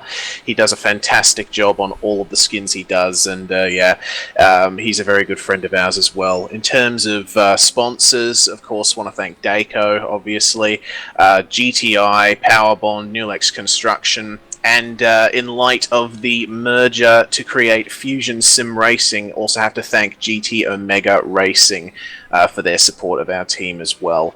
We're very sorry that we couldn't get your names up there like we did last year, but we're going to try our best this year.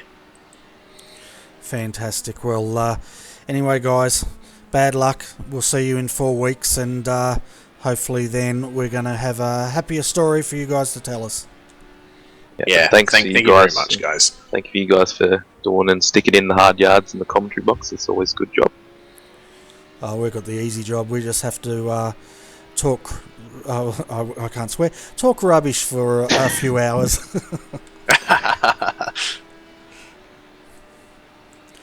All right, Adrian. It looks like we're down to our last interview, and we have TD Racing. Colin Schweck and Zach Hanlon down there, so I'll bring those up. And did you want to start the interview? Are you in a good spot to do that? Yeah, see if I can still hang in there. I've been dropping out, but we'll see how it goes. Hey Colin, hey Zach, welcome to the booth. Final two in the booth, so not the last guys, but you're in here and. Lucky last, I suppose. I did say last anyway. There you go. It's been a long drive for all of us at the moment. But look, third place, Colin. Got to be happy with that. First time out in the HBD for A. We're astounded with third spot. I think the two that got first and second were a little bit quicker than us. So to get third is great, and to stay on the lead lap after 24 hours. It's excellent. Yeah, so who got to draw the short straw out of you guys? Was that yourself and Tim, or was it some of the other guys? Did a fair? I was busy on Saturday night, and I was busy mid-morning this morning, so I drew the 3 a.m. to 6:30 a.m. session. Just did that. It was one big back-to-back 4 stint in a row thing, and then Tim picked up from 7:30 till about 9 and did 4 back-to-back as well. So the two of us drew the short straw, I guess you'd call it. Yeah, fair enough. Get that over and done with. And I believe you actually had a team manager as well to help you through the session. Did he actually stay up and help you during the night, or did he wuss out and go? You can't understand, Adrian. Kent was hanging around. He was there from race start until about 6:30 this morning, and then he went off for a couple of hours of sleep and came back. But he's good help. Yeah, cool. Am I still dropping out? Yeah, you are slightly. Did you want me to take over for a bit? Yeah, may as well, Bernie, because I've got no idea what's going on. I've got nothing else going other than iRacing and TeamSpeak, so it's a bit annoying. Yeah, it's probably internet, I'd say, by the sounds of it. But Colin, fantastic drive there for the TD Racing number 137. To be third and on the lead lap, that's a huge achievement. Aaron Osborne was the last driver in there. Who else was in that car throughout the last 24 hours? Okay, so I was sharing that with my brother, Tim, and Riley Bly, and Aaron. So just the 4 of us. And we did pretty even. I think Aaron did about 300 laps, and the rest of us did about 180 each. So it was a good even mix throughout the whole day. And how did you guys find the the HPD? Because we normally see you in different types of cars, don't we? Yeah, I like the high downforce cars. We've been racing the GT3s a lot because I suppose that's what's popular. But I prefer the high downforce cars, so it's good to get back into them and have a competitive series to run them in. So it's good fun, and it's good to dart between all the traffic and try to be nice to everybody, but get on with your own race at the same time. Yeah, I guess, being in Class A, you're the fastest cars out there. How did you go with the Corvettes? Because they can pretty much match the pace of the HPD in certain areas of this track. Yeah, they were probably the toughest ones. A couple of the faster Corvettes you could follow through the infield and not lose too much time, and then just get them on the bankings. But the slower ones, you had to kind of pounce on them quickly, otherwise you just drop time. And you take a long time down the banking to get past them. So if there's 2 or 3, you can only do 1 per bank, and you can chew up a lot of time being past them.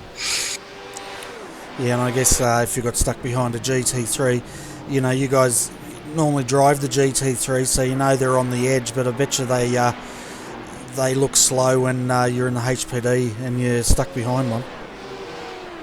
Yeah, very, very slow, especially when you get stuck behind them at the bus stop section. It feels like they're not moving. Yeah, we caught some footage of a couple of HPDs and Corvettes being caught up behind them in the bus stop, and it almost sounded like the car was almost on idle as you went through there. So it just goes to show how fast these HPDs are. They're a phenomenal car, and diabolically quick, especially around Daytona. Yeah, they're very fast, and the speed you can take the turn 1 and the bus stop compared to the other 2 cars, they're just it's just crazy. It's amazing how much the aero adds to it. Yeah, and how did they handle the tyres over the stint? Did they chew through their tyres a lot, or was the setup you were running pretty kind to your tyres and that sort of thing? Yeah, we didn't really get much tyre wear. I don't know if it was the setup, but I think that's the nature of the car. It doesn't really chew through the tyres. And because the tyres are done before the fuel gets done, you basically refresh the tyres every time you enter the pit lane. So the tyre wear was not really a drama for us. Okay, excellent. So we'll have a bit of a chat with you now, Zach. 5th in class, fantastic drive. We were covering you earlier on in the broadcast as you were driving that car, and you looks pretty racy out there. Yeah, we had a really strong start to the race, which was fantastic. We started on 2nd, which was great. Managed to get up into 1st. Unfortunately, I think I watched a replay of the broadcast, and you noticed I actually had to cut the chicane, which dropped me back 3 places at the just after the restart, and that was actually due to a massive frame rate drop. I turned into the corner and the frames just I think it went down to 20 or 10 frames a second, and I thought the better judgment was to just go through the concrete there and just slow down and let everyone by. But we got off to a really good start. Managed to actually go from 3rd to 1st in the first corner after one of those restarts there, which was really good, and got a bit of a move on. Ended up with I think a 1 lap lead by the time I got out of the car. Then we had Tim get in, and Tim did pretty well for the first couple of stints. Unfortunately, had a bit of an incident the later half of his stints, but he managed to pick it up and get it back. We're still in 2nd. So just throughout the night we had a few dramas, a couple of spins, a couple of crashes. I got up in the morning and had a spin, and so just the thing that really didn't help us most of all was the safety cars, to be honest. I think if we hadn't have had so many safety cars, we would have had a much better result. Yeah, safety cars can definitely work against you, that's for sure. And I called that when you missed the chicane. It was a real weird one, because when I called it, I think at the time I thought your brakes might have locked up, but thanks for letting us know it was a frame rate drop. But it was a good save all the same. I thought you were going to go for the grass there for a minute. Yeah, it was definitely much better than going into the barriers, so we were lucky to get away with that one. Yeah, that's for sure. But yeah, bad luck sort of went your way. I think you ended up how many laps down from the leader? About 4 laps by the end of the 24 hours. So looking forward to Bathurst. Are you guys going to have the same sort of lineup of drivers, or are you going to have a look at the lineup as the date draws closer? Well, we may be changing it up in our car. Obviously, we only have to have 3 drivers for Bathurst as opposed to 4 for this race, so we can drop a driver, and we might change it up a bit depending on how we go. I find it interesting that you say looking forward to Bathurst, because I know I am definitely not looking forward to Bathurst. I think that race is going to be very difficult for everyone, and I think the attrition rate will be extreme. Yeah, I think the attrition rate's going to be pretty high, and if we get 46 teams there in 3 classes, it's going to be a challenge, let's put it that way. I'd like to actually see a full grid of 53 cars, because, you know, I'm in the media and I just like hype and chaos, so it brings up our ratings, so to speak. Only joking. Also makes your life a little more exciting, I'm sure. Oh yeah, we're always excited here in the commentary booth. But before we let you go, guys, do you want to give a shout out to all your sponsors who backed your cars to get them in 3rd and 5th in class? Yeah. Sure. So our major sponsor is Carnet Auctions. So they look after us and they help us host all our team servers. So that's carnet.com.au. So if you're in the market to buy or sell a car, you give them a call or check out their website and have a look. And GLW Freight Management, and then all the TD racing guys, they put a lot of hours into all the setups and practice, so everyone helps out and we get good results as a result. Yeah. And a big shout out to Uncle Tim as well, he puts in more setup work than anyone, so big shout out to Uncle Tim Ballinger, and a shout out to you guys as well for doing such a great commentary. You do it week after week and you are always on point all the time, so thank you very much, guys. Yeah, no worries. And of course we'll see a few of you guys back, well, quite a lot of the TDR team back next Sunday night when the Australian GT3 Carnet Auctions Championship comes back.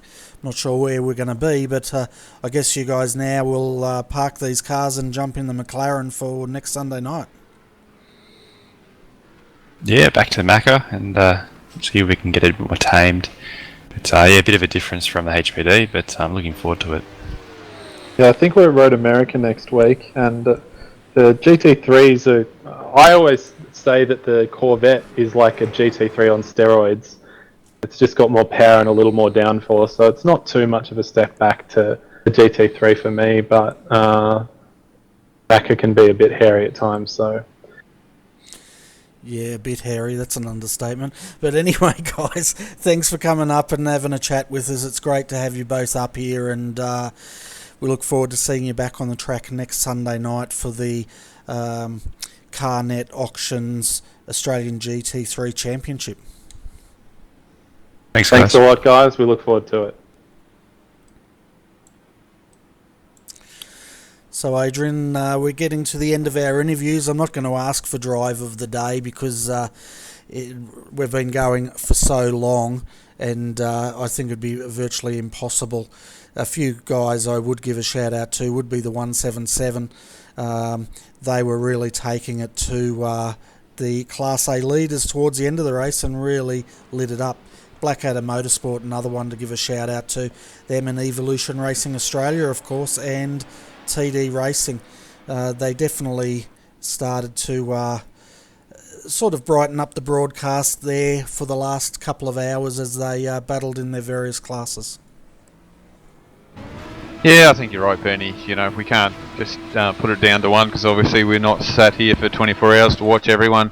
It's a bit hard to do that, but yeah, the teams have definitely did a good job, and you know, it just goes to show what sort of talent we've got here, and looking forward to Bathurst, which is going to be a rate of attrition. I think it's going to be interesting. But good to see. Poor old Dayco though had the same start they did last year at the same time. So really had a bad start to the race at Daytona last year, and it's happened again for him this year. But hopefully next week at Bathurst they get through and don't get caught involved in anything, which is going to be the hardest thing, I reckon, especially going up the mountain. So that's going to be interesting next race for those. Oh, it definitely will be. That's going to be the name of the game at Bathurst. It's going to be to stay out of trouble and be lucky enough not to get caught up in someone else's accident, especially across the top of the mountain. There's nowhere to go on that track. So definitely going to be an interesting call. But folks, if you love your racing, we're not finished this week. I'll be back tomorrow night at 9:15 p.m. Australian Eastern Standard Time, GMT 11, to cover the Monday Lights Skip Barber Championship.